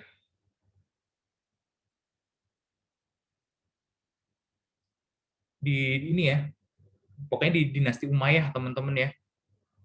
Kalau nggak salah Khalifah Al-Mahdi ya, dari dinasti, di dinasti Abbasiyah ya. Akhirnya diputuskanlah kalau satu jenis kain waktu itu digantinya setahun 3 kali. Tapi sekarang di tiap tanggal 9 Zulhijjah ya teman-teman. Jadi dan kainnya ini yang lama itu diangkat, dipotong-potong, kemudian dijadiin satu oleh-oleh, yang kedua hadiah. Kalau potongan yang lebih gede buat orang-orang penting, pejabat dan lain-lain. Jadi misalnya nih presiden kita berkunjung ke sana, nah disambutlah sama raja atau pangeran Saudi, kemudian biasanya kan suka ini ya namanya tamu kehormatan gitu ya sama negara sahabat, dikasih hadiah lah. Salah satunya biasanya memang potongan kiswah Ka'bah ini. Dan teman-teman kalau kita perhatiin sebetulnya kiswah Ka'bah ini nggak polos teman-teman, ada kaligrafi lafaz Allah, dan aku nggak bisa baca terlalu jelas ya teman-teman karena nggak fokus banget sama itunya, cuman sepertinya ada potongan-potongan ayat suci Al-Quran di sana kalau bukan Asmaul Husna gitu teman-teman. Jadi ini lumayan banget ya teman-teman, pembuatan kiswahnya ternyata sampai 17 juta Saudi Riyal. Ini dikali aja, kalau nggak salah Saudi Riyal itu sekarang 3 ribuan rupiah. Wow, berapa miliar ya? 17 kali 3, udah 40 something miliar ya teman-teman pembuatannya, karena memang besar sekali. Ya, ini beratnya aja 670 kg dan luas kainnya 658 meter persegi. Wow ya teman-teman, besar sekali. Nah, kita balik lagi yuk ke video tadi. Yang masih nonton-nonton juga boleh kok sambil menikmati rasanya gimana sih di dalam Hijr Ismail. Nah, ini dia nih, rasanya di dalam Hijr Ismail. Kita nikmatin aja teman-teman, karena ya nggak selalu, let's say kita umroh teman-teman ya, kita di Mekah 7 hari gitu. Nah, nggak berarti tiap hari kita bisa masuk ke sini, belum tentu teman-teman. Kita nikmatin aja momen-momen kita bisa masuk sini. Barangkali kalau aku sendiri ngalamin paling rombonganku waktu itu bisa masuk sampai 4 kali atau 5 kali. Nah, aku satu kali lebih kurang dari mereka karena di salah satu hari aku sakit dan bener-bener udah pusing banget, nggak kuat, teler banget, jadi nggak bisa ke masjid, ya udah stay di hotel gitu teman-teman. Jadi nikmatin aja lah. Dan ini teman-teman ya, kalau lagi begini nggak ada yang jagain, nah ini nih udah mulai, nih ada orang-orang yang ngejaga-jagain kalau orang mau lewat dikasih jalan gitu. Nah, karena ini rentan menimbulkan pertengkaran ya. Kalau ini soalnya bisa keinjak, keinjak orang udah biasa teman-teman di sini ya. Keinjak itu udah biasa, nggak aneh lah pokoknya.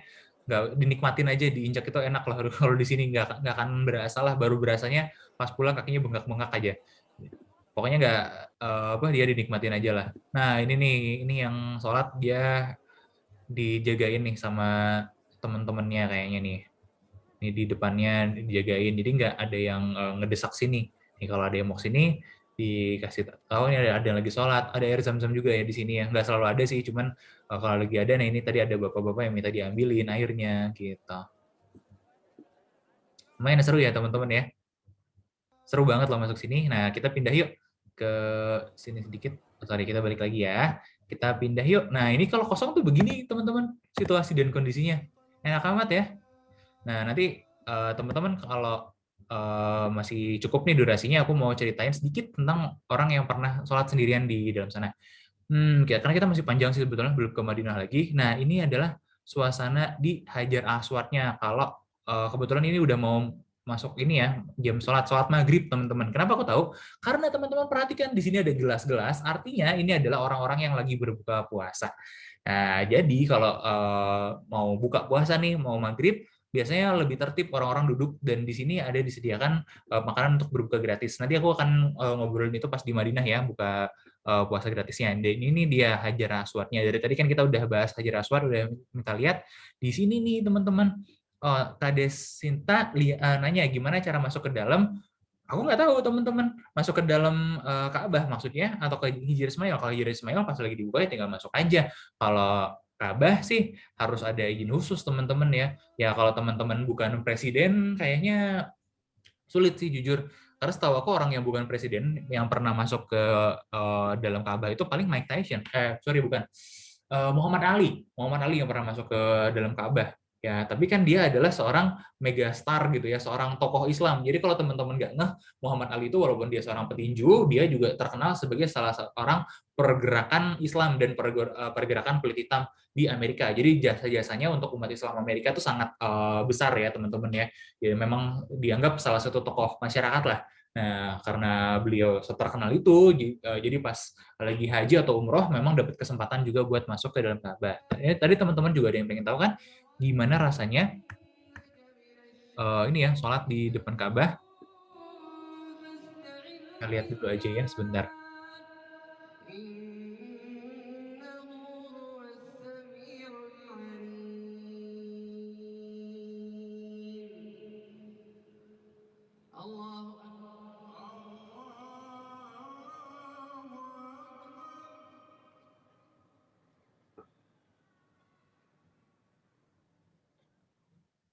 Nah, teman-teman, tadi kan ada yang nanya-nanya Ka'bah tuh gimana dalamannya. No worries, teman-teman, karena hari ini juga aku mengajak teman-teman masuk ke dalam Ka'bah. Ini adalah bagian dalam Ka'bah, teman-teman bisa lihat ya.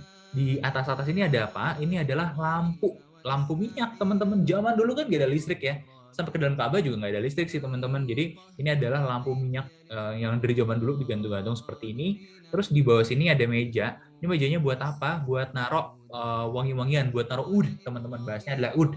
Wood itu adalah kayu gaharu ya, yang di-chip, apa bahasa Indonesia, di-chips, dipotong-potong kecil, kemudian dibakar gitu ya, nanti akan mengeluarkan aroma tersendiri, teman-teman. Jadi kalau teman-teman pernah ke Masjidil Haram sama Masjid Nabawi, itu wanginya luar biasa banget. Aku udah keliling beberapa tempat di dunia, jujur tempat paling wangi di dunia adalah Masjidil Haram dan Masjid Nabawi, teman-teman. Wanginya kenapa? Karena satu nih, orang-orang di sana semuanya mau masuk masjid pakai wangi-wangian. Nah, buat menjelang jam sholat, ada orang-orang, ya orang biasa aja, pingin gitu ya, dia keliling bagi-bagiin parfum, dikasih aja gitu ke orang-orang, oh, ya cuma mau pakai parfum nggak gitu, mau, ya udah dikasih. Jadi sedekah parfum gitu orang-orang sana tuh. Nah, belum lagi teman-teman, buat ini ya, kita lihat dulu deh bagian dalam Ka'bahnya, kita nikmatin dulu. Nah, buat sekitar area sininya, ngepelnya aja itu dibersihin pakai parfum juga, teman-teman. Dan wangi-wangian, pokoknya wangi-wangian di mana-mana, teman-teman. Wangi banget, luar biasa. Wanginya apa? Wanginya adalah campuran dari oud, gaharu ya. Kemudian rose itu adalah bunga mawar. Terus musk atau misik ya. Ini itu wangi-wangi kayak sabun gitu, teman-teman. Bayangkanlah biasanya ada yang ini juga sedikit wangi-wangi ambergris. Ambergris itu salah satu bahan parfum paling mahal dari muntahan paus ya. Jangan dibayangin jorok, teman-teman, karena itu memang wangi banget, beneran wangi banget, teman-teman. Itu salah satu bahan parfum paling mahal. Nah, jadi salah satu empat itu adalah wangi-wangian favoritnya orang Arab, teman-teman. Jadi biasanya digabungkan jadi satu, atau di 2 atau 3 dari 4 itu jadi kombinasi utamanya gitu. Nah, teman-teman, di dalam Ka'bah ini kok gini doang, teman-teman ya, isinya? Ada yang pernah bertanya-tanya nggak? Jadi, teman-teman, karena di dalam Ka'bah itu yang penting bukan isinya, yang penting adalah Ka'bah sebagai penunjuk kiblat kita. Jadi posisi Ka'bah itu bukan isinya, teman-teman. Posisi Ka'bah itu yang dipentingkan buat kita adalah Ka'bah ada di sini sebagai pusat penunjuk kita sholat. Itu aja, that's it, titik, teman-teman. Ya, isi Ka'bah begini aja, teman-teman. Yang penting ketika kita di sini, kita lakukanlah semua ini ya, semua perintah-perintah Rasulullah, semua ibadah yang bisa kita lakukan, teman-teman, karena keutamaannya luar biasa. Ada yang ingat nggak mungkin berapa kali lipat keutamaan kalau kita sholat di Masjidil Haram, teman-teman? Aku lupa ingat berapa ya? Berapa kali lipat, ada yang ingat nggak? 10.000 kalau nggak salah ya, 10.000. Oh sorry, 100.000, bukan. Bukan ini ya, 100.000 Masjidil Haram, 1.000 di Masjid Nabawi. Tapi tolong kalau aku salah 10.000 ya, Kak Anissa ya.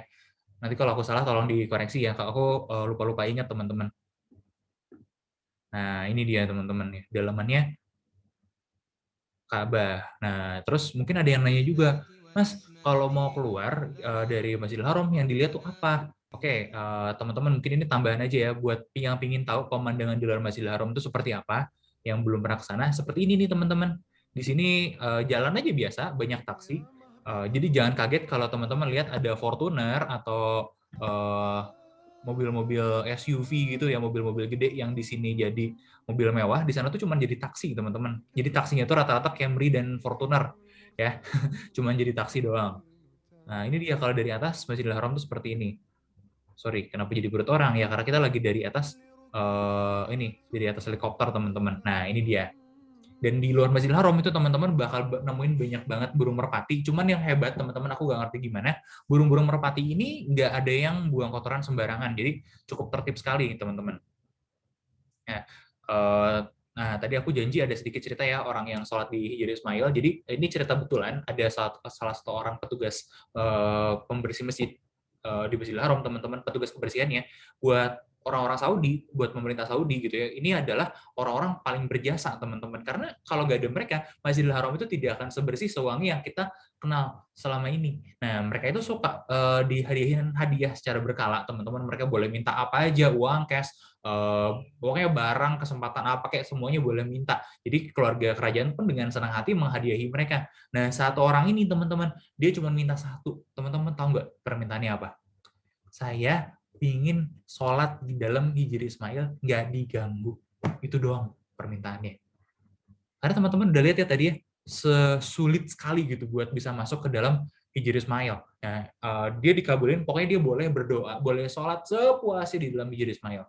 Gitu teman-teman. Ya karena orang ini tahu nih, kalau kita doa di sini, kita mintanya sama Allah. Raja Saudi mungkin bisa ngasih banyak, tapi yang maha memberi adalah Allah teman-teman. Kita minta berapapun, kita minta apapun, Allah yang akan memberikan. Dan di sini insya Allah doanya diijabah teman-teman. Ya why not kita minta yang nggak bisa dikasihin raja sekalian, kita minta surga. Bener nggak?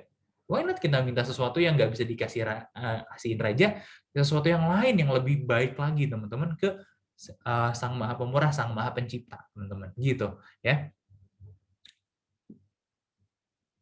Oh iya, benar. Thank you Kak Nisa ya, di revisi ya. 100.000 di Masjidil Haram, 100.000 kali lipat ya pahalanya kalau kita sholat di Masjidil Haram, dan 1.000 kali lipat di Masjid Nabawi. Ini Kak Oppo 71 nanya maksudnya apa? Maksudnya yang mana nih? Ya, maksudnya yang mana? Aku nggak tahu nih. Ini kakak nanya maksudnya apa. Jadi nanti kalau mau dijawabin lanjutannya mungkin boleh diperjelas ya pertanyaannya ya teman-teman ya. Oh ini mungkin aku sekalian liatin dulu ya. Sedikit gambaran lagi gimana dalaman Ka'bah itu denahnya seperti ini. Nah, kemudian ini adalah Hajar Aswadnya teman-teman. Hajar Aswad adalah batu dari surga aslinya teman-teman. Warnanya putih aslinya. Kemudian karena dosa-dosa umat manusia menjadi hitam dan memang diturunkan oleh Allah untuk ditaruh di sini menjadi salah satu bagian dari Ka'bah teman-teman. Yang silver ini apa teman-teman? Ini adalah pelindungnya ya, pelindungnya untuk dan di sini nih diikat kayak gini. Jadi batunya kecil teman-teman. Yang ini nih yang nonjol-nonjol ini 1 2 3 4 5 6 7. Oh ya, 1, 2, 3, 4, 5, 6, 7. Betul yang ini ya. Ada 7 bagian.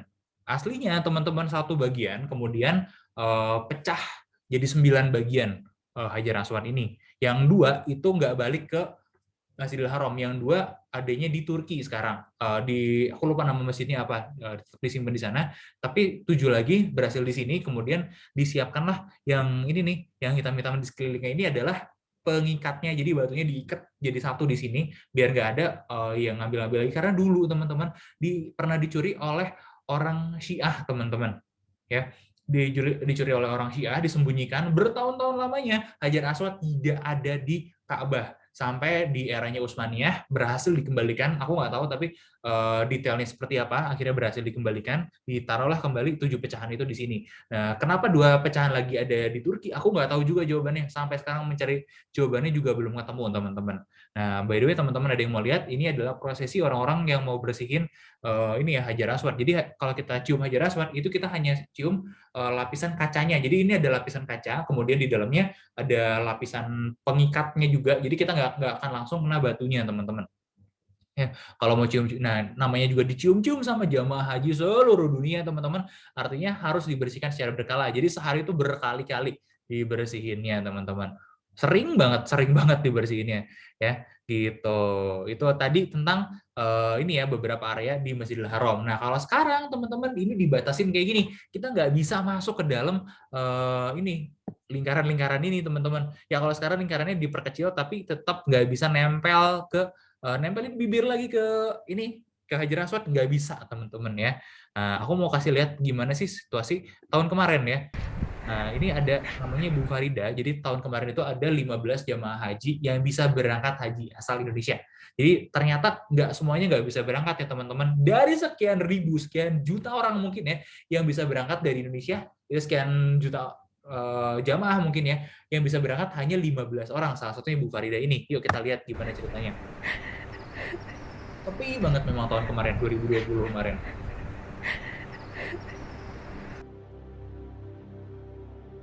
Jadi memang betul ya, namanya ke tanah suci, namanya ibadah haji It's itu like a adalah blessing for me from Allah ini before I adalah leave Saudi gimana for kita good. dipanggilnya teman-teman. Unbelievable. It's priceless. I live in Al Khobar.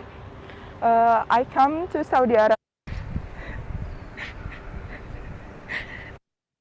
We do it all online, but it's very well organized. It's very well organized, amazing.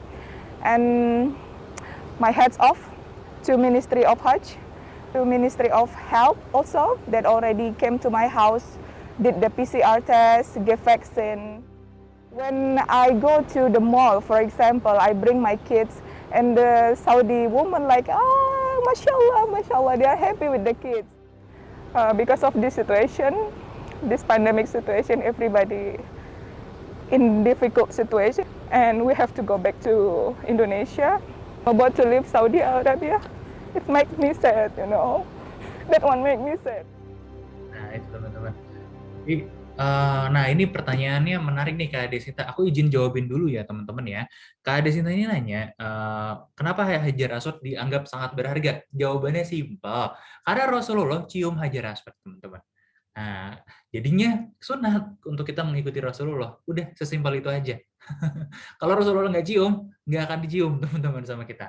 Nah, pandemi tetap bisa umroh, bisa teman-teman. Tapi ada syarat dan ketentuan berlaku. Kalau kayak kemarin nih kita dari luar Saudi itu nggak boleh masuk. Kebetulan yang kemarin bisa berangkat itu adalah ini ya. Kalau yang bisa haji kemarin itu adalah orang-orang Indonesia yang sudah ada di Saudi sebelum pandemi.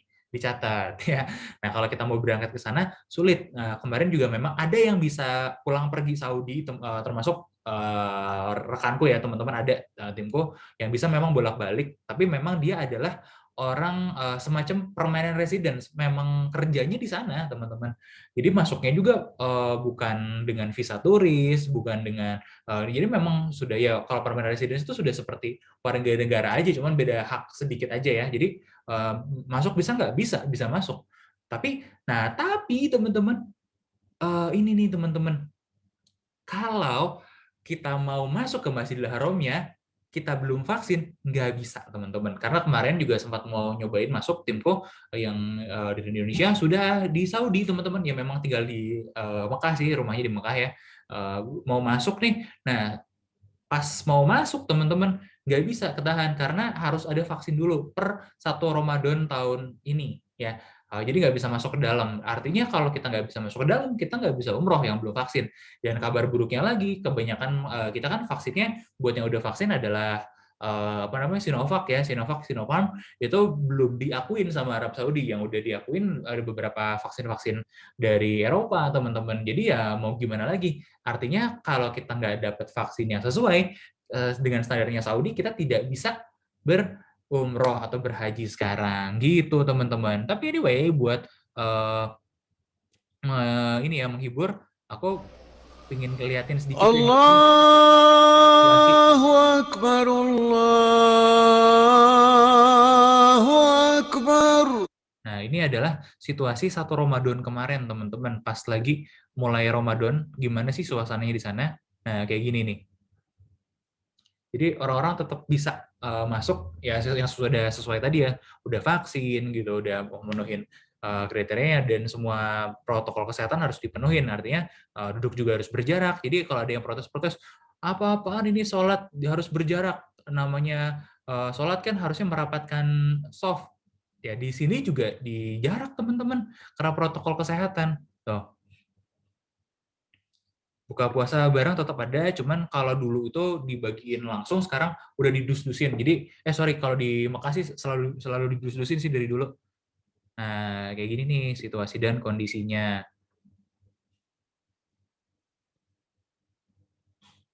Ini anyway, aku agak cepat aja ya teman-teman. Aku mau kasih में lihat वजबा gimana बोलते sih हैं। situasi ini ya मक्का में जो buka इफ्तारी दी जाती है इसको अरबिक में वजबा बोलते buka puasa di Masjidil Haram, teman-teman. Ini yang kataku tadi kotak-kotak makanannya ya.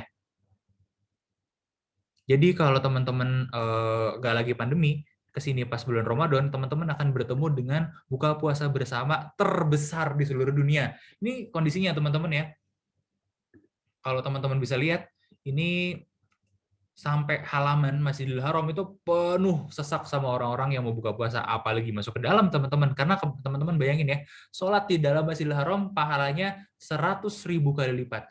Dikali dengan pahalanya Ramadan, dikali berapa kali lipat lagi? Mantap ya teman-teman ya. Makanya banyak orang-orang berbondong-bondong buat itikaf di sini, buat sholat di sini untuk mengejar pahalanya itu teman-teman. Gitu.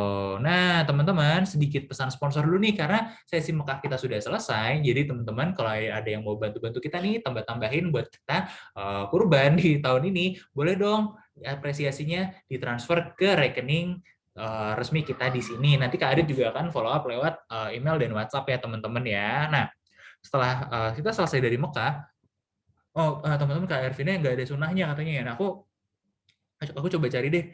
Kalau jadi gini, setahu aku ada ini ya teman-teman, ada salah satu hadisnya untuk oh iya betul. Jadi memang ada hadis yang meriwayatkan Rasulullah pernah mencium Hajar Aswad. Tapi teman-teman bukan masuk ke rukun haji ya untuk mencium Hajar Aswadnya.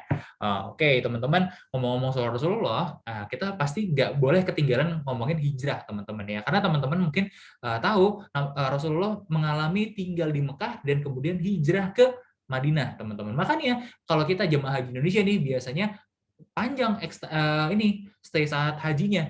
Beres dari Mekah, ya ikut kita datang ke Madinah. Nah, masuk ke Madinah, ini adalah pengalaman kalau buat saya sih paling mengharukan. Karena kalau teman-teman pernah ngerasain, ke Madinah itu, ke Mekah itu memang sangat spesial, tapi ke Madinah itu kayak rasanya kayak pulang ke rumah sendiri. Makanya teman-teman kalau kita masuk Madinah, kita masuk ke Masjid Nabawi, kita sampaikanlah salam kepada pemilik masjidnya, ya Rasulullah. Kita sampaikan salam, Assalamualaikum ya Rasulullah, teman-teman. Karena di sini juga adalah lokasi dari makam Rasulullah, teman-teman.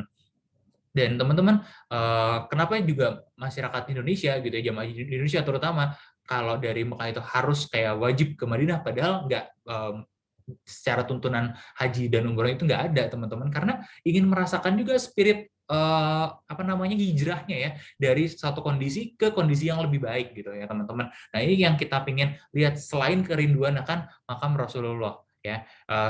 Kerinduan akan Rasulullah walaupun kita hanya bisa menjumpai makamnya aja. Nah, kita nonton lagi yuk video di Madinah ini teman-teman. Aku sudah menyiapkan video di Madinah ini. Jadi teman-teman juga bisa scan-scan dulu si QR-nya sambil aku siapin videonya.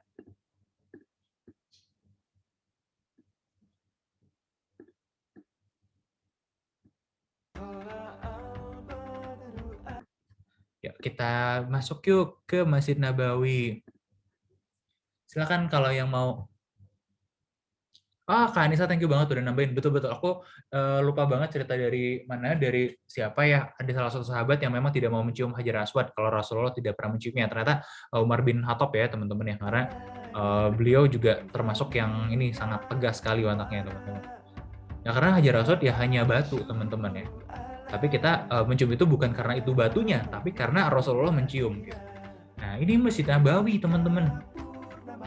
Memang kalau secara arsitektur tidak semegah Masjidil Haram, teman-teman. Tapi rasanya datang ke Nabawi itu seperti datang ke rumah. Rasanya itu homey sekali. Ini apa ya, kalau aku bilang tempat ternyaman kayak di muka bumi, teman-teman. Pasti rindu, pasti kangen buat bisa balik lagi. Ini mohon dimaafkan nih orang-orang yang tergeletak di sini, karena teman-teman orang-orang ini adalah orang-orang dari jauh. Biasanya mereka umroh itu nggak ini ya, mau datang ke sini tuh nggak sewa penginapan, mereka tidurnya ngegeletak di sini. Banyak orang-orang yang dekat ya dari sini datang ke sini bermalam di masjid di emperan begini, terus udah gitu bangun buat tahajud ya Ini di luar ya, masih di halaman teman-teman ya. Nah setelah bangun tahajud mereka ya bersih-bersih, sholat di dalam gitu ya sampai subuh selesai, udah pagi misalnya. Nah pagi mereka pulang ke rumahnya mereka masing-masing gitu. Ya Kak Arifina, thank you banget udah nambahin ya. Banyak yang bayar joki sikut-sikutan ya ngapain sih, nggak perlu kalau menurut kita. Kita masuk lagi yuk teman-teman ke bagian dalam Masjid Nabawinya ya, karena ini juga sudah mulai memasuki bagian akhir sih ini cerita kita pada hari ini. Nah ini bagian umumnya teman-teman ya, bagian yang kebanyakannya adalah karpet-karpet merah kayak gini. Dan teman-teman tahu di Masjid Nabawi ada apa lagi? Ada raudhoh teman-teman ya. Nah di raudhoh atau taman surga ini dicirikan dengan karpet berwarna hijau. Nah, aku mau cepetin lagi sedikit nih biar kita ketemu raudhohnya. Nah, kita udah di raudhoh nih teman-teman. Nah, lihat karpetnya udah berubah ya, jadi karpet hijau. Nah, kalau teman-teman lihat sebelah kiri kita ini ada, aku pausin dulu ya. Sebelah sini ini adalah mimbar Rasulullah, posisinya di sini. Tapi zaman dulu bukan ini mimbarnya. Ini adalah mimbar dari zaman Utsmani ya. Ada emasnya dan segala macam. Nah, kalau zaman dulu dari pelepah ini dari pelepah kurma mimbarnya teman-teman. Ada tangganya juga, naik-naik tangga gitu. Jadi kalau nggak salah 5 anak tangga atau berapa anak tangga, aku lihat sih replika mimbarnya. Ada museum soalnya di luar sini, museum sejarah Islam, barang-barang peninggalan Rasulullah juga ada banyak dipajang di sini, baik asli maupun replikanya. Ya kalau nggak salah keluar di pintu 27 apa 29 gitu. Kalau nggak salah ya, aku juga lupa ingat pintu nomor berapa. Ada kok, nanti tanya Mutawif atau tanya orang-orang di sini juga pasti semuanya pada tahu. Nah, balik lagi ke topik nih, posisinya mimbar Rasulullah itu dulu di sini ya teman-teman ya. Karena dulu Masjid Nabawi itu yang nggak sebesar ini, dulu dicirikan dengan ini ya, tiang-tiang yang kuning-kuning yang di dalam seperti mana ya, nah ini nih pokoknya dari sini ke belakang sana. Nah di situ teman-teman lihat ada tangga kan, nah ini adalah tempat Bilal bin Rabah dulu mengumandangkan azan, kurang lebih titiknya itu di situ. Nah kemudian Masjid Nabawi itu terus diperbaiki, diperluas dulu sampai luas sekali teman-teman. Jadi zaman dulu, zaman Rasulullah, bahkan atapnya aja hanya menutupi sebagian masjid. Sisanya ini lantai masjidnya aja itu tanah berpasir teman-teman. Kecil sekali dan sangat sederhana sekali. Nah kita lihat, nah ini masuk raudhoh ya teman-teman ya. Nah, raudhoh itu apa sih sebetulnya? Itu adalah jarak antara rumah Rasulullah ke mimbar beliau ya. Nah, tadi kita udah lihat mimbarnya beliau. Nah, kemudian sebelah sini nih, tembok ini dulunya memang adalah rumah Rasulullah. Dan di dalam sini adalah makam Rasulullah, teman-teman ya. Di dalam sini nih, kita nggak bisa lihat dari sini. Nah, kita cuma bisa intip-intip aja dari lubang-lubang di sini, teman-teman. Nih, di sini nih. Kalau ke dalamnya itu kurang lebih ada 3 layar lagi, 3 lapisan lagi, jadi nggak akan kelihatan juga. Di dalam sini ada makam Rasulullah dengan dua sahabat beliau, teman-teman. Yang pertama adalah Abu Bakar, yang kedua itu, kalau aku nggak salah, ada yang ingat ya satu lagi siapa ya? Aku lupa satu lagi siapa. Yang aku ingat banget adalah Abu Bakar, karena Abu Bakar berwasiat untuk bisa dimakamkan di sini bersama Rasulullah. Kalau aku nggak salah sih Umar bin Khattab ya teman-teman. Tapi tolong koreksi kalau salah ya teman-teman. Gitu. Dan jadi jaga ketat sekali ini teman-teman. Ya, kita lihat dari sisi yang lain ya. Oh ini keulang. Ya nggak apa-apa. Kita lihat sedikit aja. Nih. Ini memang dijaga, dibatasin, jadi kita cuma bisa mampir doang ke sini, nggak bisa sampai masuk. Dan jangan tanya kapan kita bisa masuk, karena even kita punya kekuasaan pun nggak boleh masuk sini, teman-teman. Ini memang sangat terbatas sekali. Mungkin yang boleh masuk hanya petugas tertentu. Kurasa juga askar-askar sini juga nggak ada yang boleh masuk, teman-teman. Walaupun cuma buat bersihin. Gitu. Nah, ini memang posisinya sudah agak di luar. Ini kalau nggak salah pintu mana ya? Timur, pintu selatan. Ya, oh iya, betul. Di samping Abu Bakar, di samping lagi Umar. Nah, kita keluar nih, nggak jauh dari sana ya memang keluar dari ini, dari Masjid Nabawinya. Biasanya teman-teman, kalau mau enak datang ke Raudhoh itu datanglah subuh. Ya, jadi buat ikhwan datangnya subuh, buat akhwat datangnya di atas jam 6. Nah, kalau ikhwan datangnya subuh, teman-teman keluar dari sini itu biasanya masih baru suruk teman-teman ya. Jadi habis sebelum dan sesudah sholat subuh kita bisa berdoa puas-puasin aja di Raudhoh teman-teman. Mau sholat, mau berdoa, mau pokoknya puas-puasin lah di Raudhoh. Nanti udah itu baru kita keluar, jadi sambil ngelewatin jalan tadi teman-teman ya. Nah aku sih biasanya kayak gitu, keluar sekitar jam 6-an, di sini udah sedikit terang tapi belum terang-terang banget. Nah biasanya aku lanjut ke makam baki. Nah kalau belum terang biasanya ini belum kebuka nih si payungnya. Ini berhubung udah terang, udah siang, jadi payungnya kebuka. Aku mau coba liatin kalau situasinya malam tuh kayak gimana nih dia. Nih kalau malam payungnya pada ketutup. Situasinya kayak begini nih kalau malam nih. Ini teman-teman kalau kesini jam 12 malam, jam 3 subuh, jam 5 subuh ya begini aja ramenya. Nggak ada sepi-sepinya teman-teman. Gitu. Oke, ini dari sini sih udah. Aku mau balik lagi ya ke sini. Nah, ini nih tadi. Nah, ini dia nih gambarannya kalau nutup. Biasanya kalau teman-teman mau lihat nutup bukanya itu, datang aja di jam-jam sore. Sore-sore itu dari buka ke nutup sekitar jam 5-an. Kalau ngebukanya itu agak siangan sih. Aku nggak hafal jamnya, jujur nggak hafal banget jamnya. Ya, gitu. Nah, beres dari sini, ini sedikit ya glimpse lagi makam Rasulullah dalamnya itu seperti ini nih. Kita lihat dulu sedikit ya.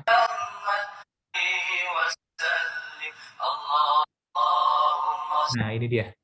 Ini adalah denah rumahnya Rasulullah yang ini ya, yang lapisan paling dalam, teman-teman. Nah, kemudian ini ada 1, 2, jadi ada 3 dinding ya, 1, 2, 3 dinding, barulah tembok yang tadi, teman-teman. Jadi nggak kelihatan dari situ juga kalau ngintip. Cuma kelihatan dinding paling luarnya ini aja. Gitu. Ini kenapa sih dilapis-lapis kayak gini? Karena dulu pernah ada kebakaran, pernah ada percobaan pencurian, teman-teman, dan lain-lain sebagainya. Jadi penjagaannya sangat ekstra sekali. Dan ketika dibangun ulang, itu ditambahkan lagi tembok untuk menjaga.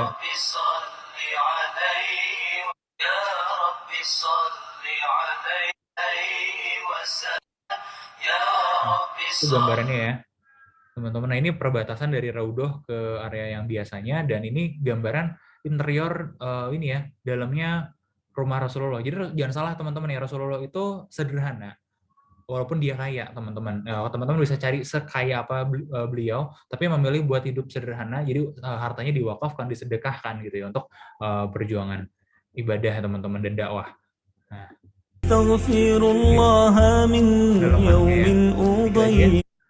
udah jam 5 lebih juga teman-teman, aku mungkin izin nggak akan bisa terlalu lama juga, karena mungkin teman-teman ada yang mau tanya-tanya, jawab dan segala macam. Karena after ini teman-teman malam aku ada private client yang mau ke London. Tadi Kak Vanessa masih ada nggak ya? Nah, sama Kak Vanessa itu tuh teman-teman. Nanti kita kalau ada yang mau request juga buat instansinya, buat sekolahnya dan lain-lain sebagainya, bisa kontak kita. Kita akan aturkan untuk private tour seperti itu. Kita nanti malam mau live dari London, makanya harus ada preparation sedikit teman-teman di sini. Jadi aku nggak bisa lama ya. Nah, teman-teman, ini nih kita masuk lagi. Jadi ini tadi mimbarnya, kalau dilihat dari depan, di sebelah kiri ini adalah mihrab. Mihrab itu adalah tempat Rasulullah biasa bermunajat, berdoa, teman-teman, di area sini. Nah, ini mihrabnya biar lebih jelas ya, seperti ini. Dulunya nggak kayak gini bentuknya, tapi dihias begini aja. Jadi sekarang sih orang kalau pengen ke dalam sini nggak bisa, karena hanya disisakan kecil begini aja. Tapi paling nggak orang-orang tahu, oh tempatnya di situ.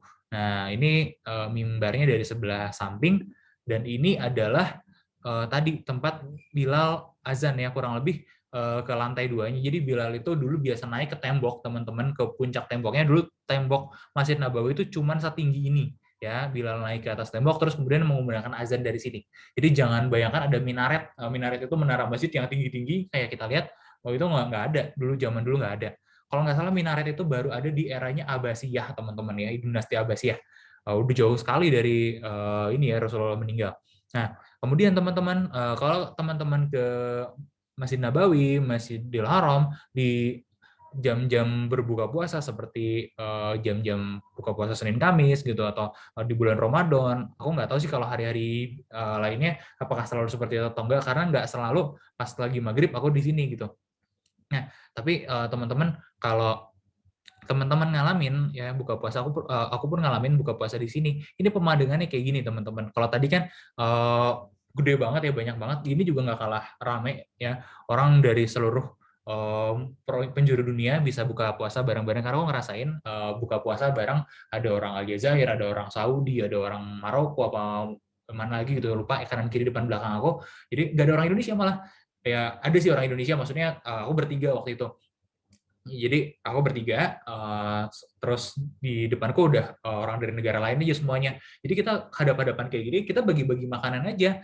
Ini yang dari Maroko nawarin, ini ada teh, silakan diminum. Yang Saudi bawa kurma dibagi-bagiin, ada roti, pokoknya nggak akan kekurangan makanan di sini teman-teman. Selain itu memang dari masjid juga ada jatah kurma, air, dan roti gratis untuk di seluruh jemaah, insya Allah cukup teman-teman. Dan yang paling luar biasa teman-teman ya, adalah ada dua hal. Satu adalah semangat berbaginya. Jadi orang-orang tuh rebutan gitu ngasih makanan, karena orang tahu kalau kita ngasih makan orang yang berbuka puasa, dia akan dapat pahalanya orang itu. Wah, makanya ada satu orang gitu, aku lihat dia keliling bawain makanan, bagi-bagiin kurma. Ya Haji, ini makan aja kurmanya, silakan buat kamu. Ini silakan buat kamu. Wah, itu luar biasa banget teman-teman. Wah, ini silakan, bener-bener. Jadi spirit orang berbagi tuh di situ sangat luar biasa teman-teman, kita rasain ya. Nggak pandang ras, jadi bener-bener pesan universal yang ada itu ada di sini teman-teman. Toleransi itu ada di sini, semangat berbagi itu ada di sini semua gitu. Dan kemudian setelah itu kita juga melihat sebuah kekompakan ya, karena teman-teman lihatnya di sini ada plastik ya di sini. Nah, ini plastiknya memang disediakan masjid, jadi memang sudah di set up sedemikian rupa sebelum jam buka. Dan begitu sudah mau jam sholat teman-teman, jadi memang dikasih waktu dari azan ke iqomah. Nah, di jeda waktu itu orang bisa makan, bisa ngobrol dulu lah singkat. Nah, setelah cukup makannya memang nggak berlebihan sih teman-teman, tapi insya Allah cukup kenyang ya. Kita biasanya akan ada satu komando buat sama-sama beresin, jadi digulung dari ujung ke ujung. Dan ini semua orang di sini teman-teman, aku yakin nggak ada yang kenal satu sama lain. Mereka akan kerjasama buat bersihin sebersih-bersih mungkin, dalam waktu sesingkat-singkatnya. Jadi hanya dalam hitungan menit lah, semenit 2 menit kalau nggak salah, ingat ya. Itu udah langsung siap bersih semua, siap dipakai sholat lagi ya. Plastiknya udah di ujung, jadi petugas kebersihan langsung kumpul-kumpulin, pokoknya singkat banget, udah langsung siap dipakai sholat, seolah-olah seperti tidak ada apa-apa. Bahkan remah-remah roti pun jarang sekali ketemu.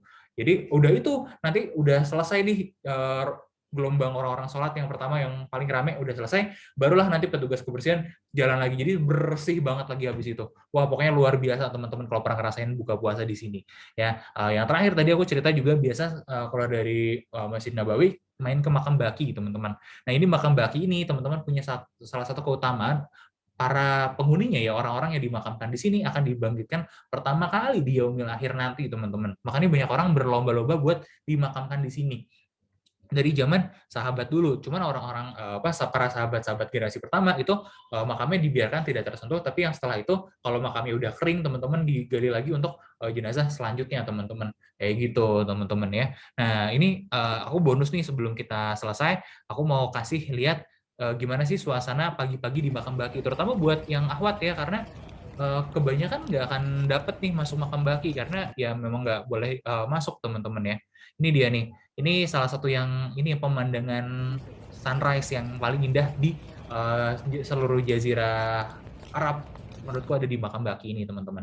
Nah, kayak gitu, itu kurang lebih dari ceritanya teman-teman. Sedikit mengingatkan lagi, ini adalah pay as you wish tour. Jadi kalau teman-teman merasa puas, merasa terhibur, dan merasa ada pengetahuan yang bertambah, juga bisa ini ya, sampaikan apresiasinya ke sini. Insya Allah akan kita gunakan untuk menambah-nambah ini ya, kurban kita pada tahun ini. Nah, itu teman-teman turnya. Dan buat yang butuh link videonya, silahkan di scan QR code-nya di sini, atau teman-teman nanti ini ya, aku bagiin di kolom chat. Sebentar, aku kasih linknya.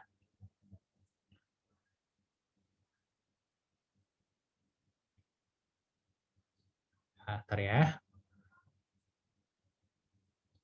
Ini dia, silakan ditonton. Jadi buat teman-teman semuanya silakan di save aja. Tunggu.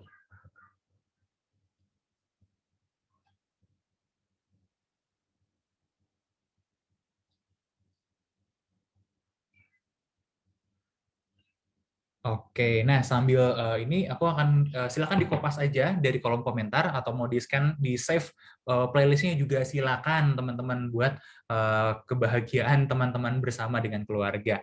Nah, ini aku jawab pertanyaan-pertanyaan dulu ya, Kak Desinta.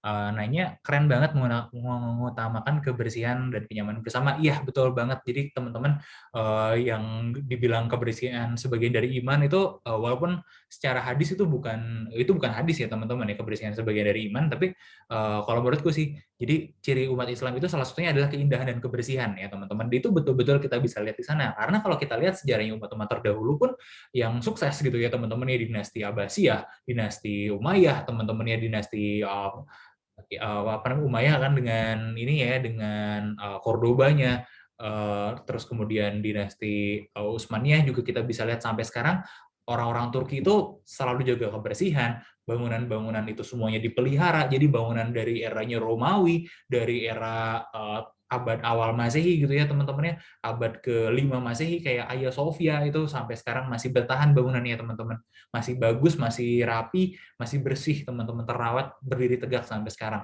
Nah itu adalah kearifan umat-umat terdahulu, kita masih bisa lihat sekarang, makanya itu juga diteruskan sama orang-orang Saudi sekarang gitu. Nah, terus Kak Desita juga nanya, ini umroh kapan ya nggak terlalu ramai dan cuaca tidak terlalu panas? Kalau ya nggak terlalu ramai ya asal jangan di bulan Ramadan, itu agak berkurang ramainya. Kalau nggak terlalu panas di bulan Februari Maret lah. Kalau Desember, Januari, Februari itu lebih dingin, tapi dingin banget teman-teman. Jadi nggak terlalu nggak terlalu rekomend. Cuman kalau dapatnya berangkat itu ya udah nggak apa-apa, berangkat aja. Ada pengalaman umroh mandiri dengan mutawif dari mahasiswa Indo di sana nggak? Atau cerita-cerita gitu mungkin pengalaman itu? Nggak ada sih teman-teman ya, karena kalau mau harus ada kenalan mahasiswa sana yang mau jadi mutawifnya, bayarannya pun pasti lebih murah. Cuman untuk umroh teman-teman ya, kecuali teman-teman mau cukup repot gitu ya, mau dengan semua effortnya, mau backpacking dan segala macam, bisa. Tapi kalau teman-teman mau gitu ya, mau melakukan itu semua dengan kerepotan, silakan.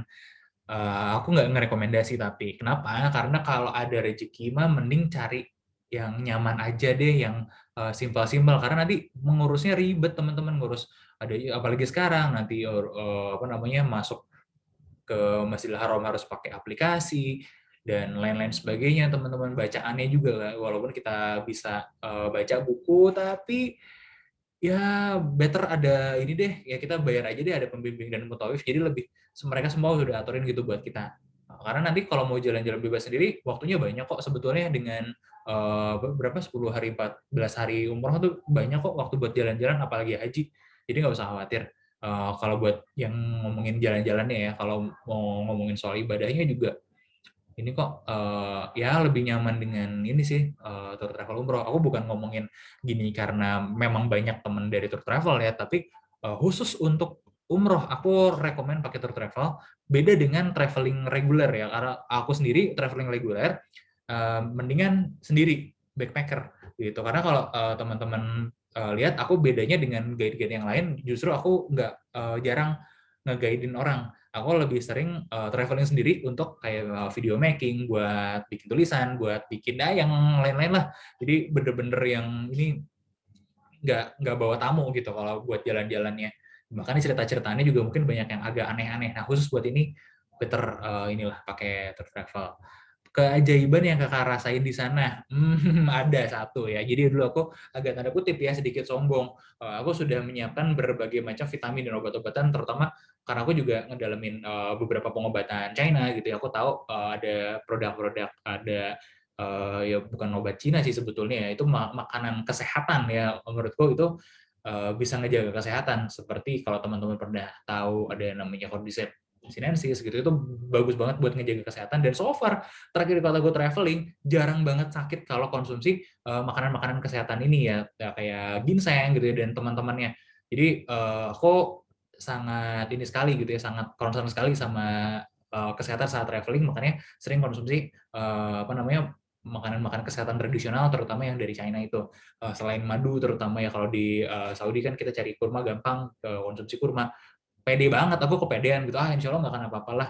Ternyata teman-teman, kepedean aku itu dibalas dengan ngedrop ya. Jadi hari kedua apa hari ketiga di Mekah ngedrop, yang itu aku cerita, aku nggak bisa ikut dari subuh, dari tahajud ke Masjidil Haram. Bener-bener ngedrop banget, suaranya serak aja, hampir hilang, dan hilang beneran pas terakhir-terakhir mau pulang tuh hilang beneran suaranya.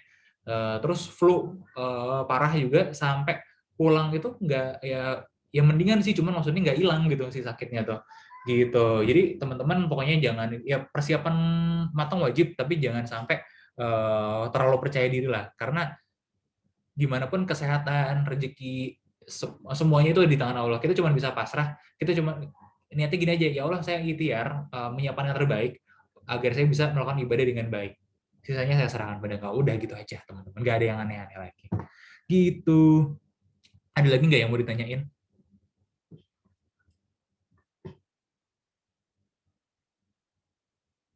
Ada lagi teman-teman? Mau buka mikrofon juga boleh loh teman-teman. Nah, aku tahu juga teman-teman di beberapa lokasi yang di Wita sudah masuk maghrib, atau teman-teman tadi juga aku lihat banyak yang keluar, kayaknya teman-teman yang dari Wita ya teman-teman, karena sudah masuk maghrib juga.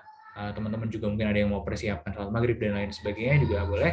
Dan aku mau say sorry buat yang udah daftar awal-awal, karena awalnya kan memang kita bikin di malam ya teman-teman ya, tapi aku move ke sore karena ya itu tadi ada jadwal lain, dan aku harus ikut dampingin juga di sana teman-teman. Jadi no worries sih, buat nantinya bisa inilah, kita kalau mau diulang lagi boleh kok, aku dengan senang hati mau aja buat ngulang ini, itu request aja gitu. Oh, dan by the way teman-teman, mumpung belum close, aku mau iklan-iklan dikit, karena nanti kita akan ketemu lagi dengan jalan-jalan Sultan. Kemarin ada yang mention dari Smart Friend ya teman-teman, di jalan-jalan Sultan katanya ya.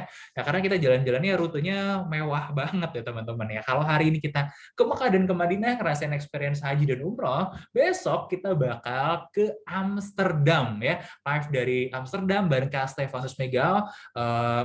Rencananya kita bakal lihat-lihat kanal di sana, bangunan-bangunan bersejarah di pusat kota, kemudian kita akan ke Cheese Museum, kita lagi explore lagi, mudah-mudahan bisa masuk ke Rich Museum, kalau enggak mungkin hanya lihat-lihat aja dari luarnya, atau kita lihat-lihat alternatif yang lain, ya belum tentu ya ke Rich Museumnya.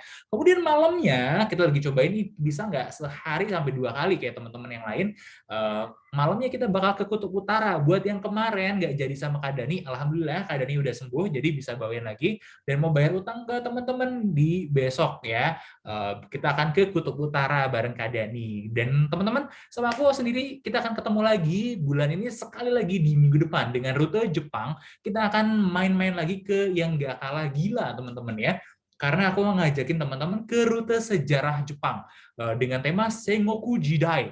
Itu adalah warring period atau periode perang di Jepang, di mana saat itu samurai lagi jaya-jayanya, ninja lagi bergentayangan di mana-mana. Nah, kita akan lihat seperti apa sih hidup di zaman samurai dulu, di zaman Sengoku Jidai itu, teman-teman. Kita akan lihat beberapa destinasi-destinasi sejarah Jepang yang sudah ada di zaman dulu tuh gimana sekarang. Terus cerita-cerita di balik itu juga aku akan kupas tuntas beberapa ya. Tapi kita akan main-main dikit ya have fun lah. Jadi nggak terlalu serius-serius amat teman-teman. Turki udah Kak, baru bulan April apa Mei? Mei sama aku juga. Aku sama Kak Cindy bareng bawain berdua. Iya. Nanti kita ulang lagi ya teman-teman ya. Mungkin after Agustus gitu ya, karena kalau terlalu dekat juga ngulangnya, kita masih banyak waiting list yang requestan teman-teman belum ke laksana teman-teman, kayak banyak yang request, Kak Indonesia dong. Dengan senang hati aku kabulkan, karena nanti tanggal 17 Agustus juga akan ketemu lagi dengan aku dengan tema Sail Indonesia. Kita akan naik sebuah kapal ajaib teman-teman ya. Kita akan mulai dari sebuah tempat yang aku sebut sebagai the Gateway of the Paradise, sebuah tempat di tengah-tengah Indonesia. Kita akan berlayar menuju ke Sarangnaga. Kita akan menyelam, ketemu Mantare, kemudian kita lihat sebuah desa di atas awan ya. Dan kita juga melihat sebuah pulau yang pernah ditukar dengan Manhattan di New York. teman-teman. Dan kita akan akhiri perjalanan kita itu nanti tanggal 17 Agustus di sebuah tempat yang dikenal dengan The Last Paradise, surga terakhir, teman-teman. Andalusia udah juga awal tahun, teman-teman ya. Jadi nanti aku request Kak Dani buat bikin Andalusia lagi karena memang Kak Dani lagi mulai ngulang rute-rutenya kemarin. Mudah-mudahan Andalusia bisa keulang ya, teman-teman ya. Gitu. Jadi dan akhir bulan ini kita bakal tutup dengan virtual tour live dari Kanada ya, Ottawa. Jadi nanti ditunggu aja ya. Tenang aja buat yang request Eropa lagi ya, semenanjung Iberia, Spanyol dan Portugis ya, Andalusia teman-teman ya. Memang ada rencana kita akan ulang nanti, ditunggu aja. Mana lagi nih yang mau request mungkin boleh diinfo-info aja sebelum gue close di jam harusnya sih jam 5.30 ya, bentar lagi deh. Kalau teman-teman ada yang mau nanya-nanya dulu atau mau request dulu, kalau aku kasih kesempatan. Silakan.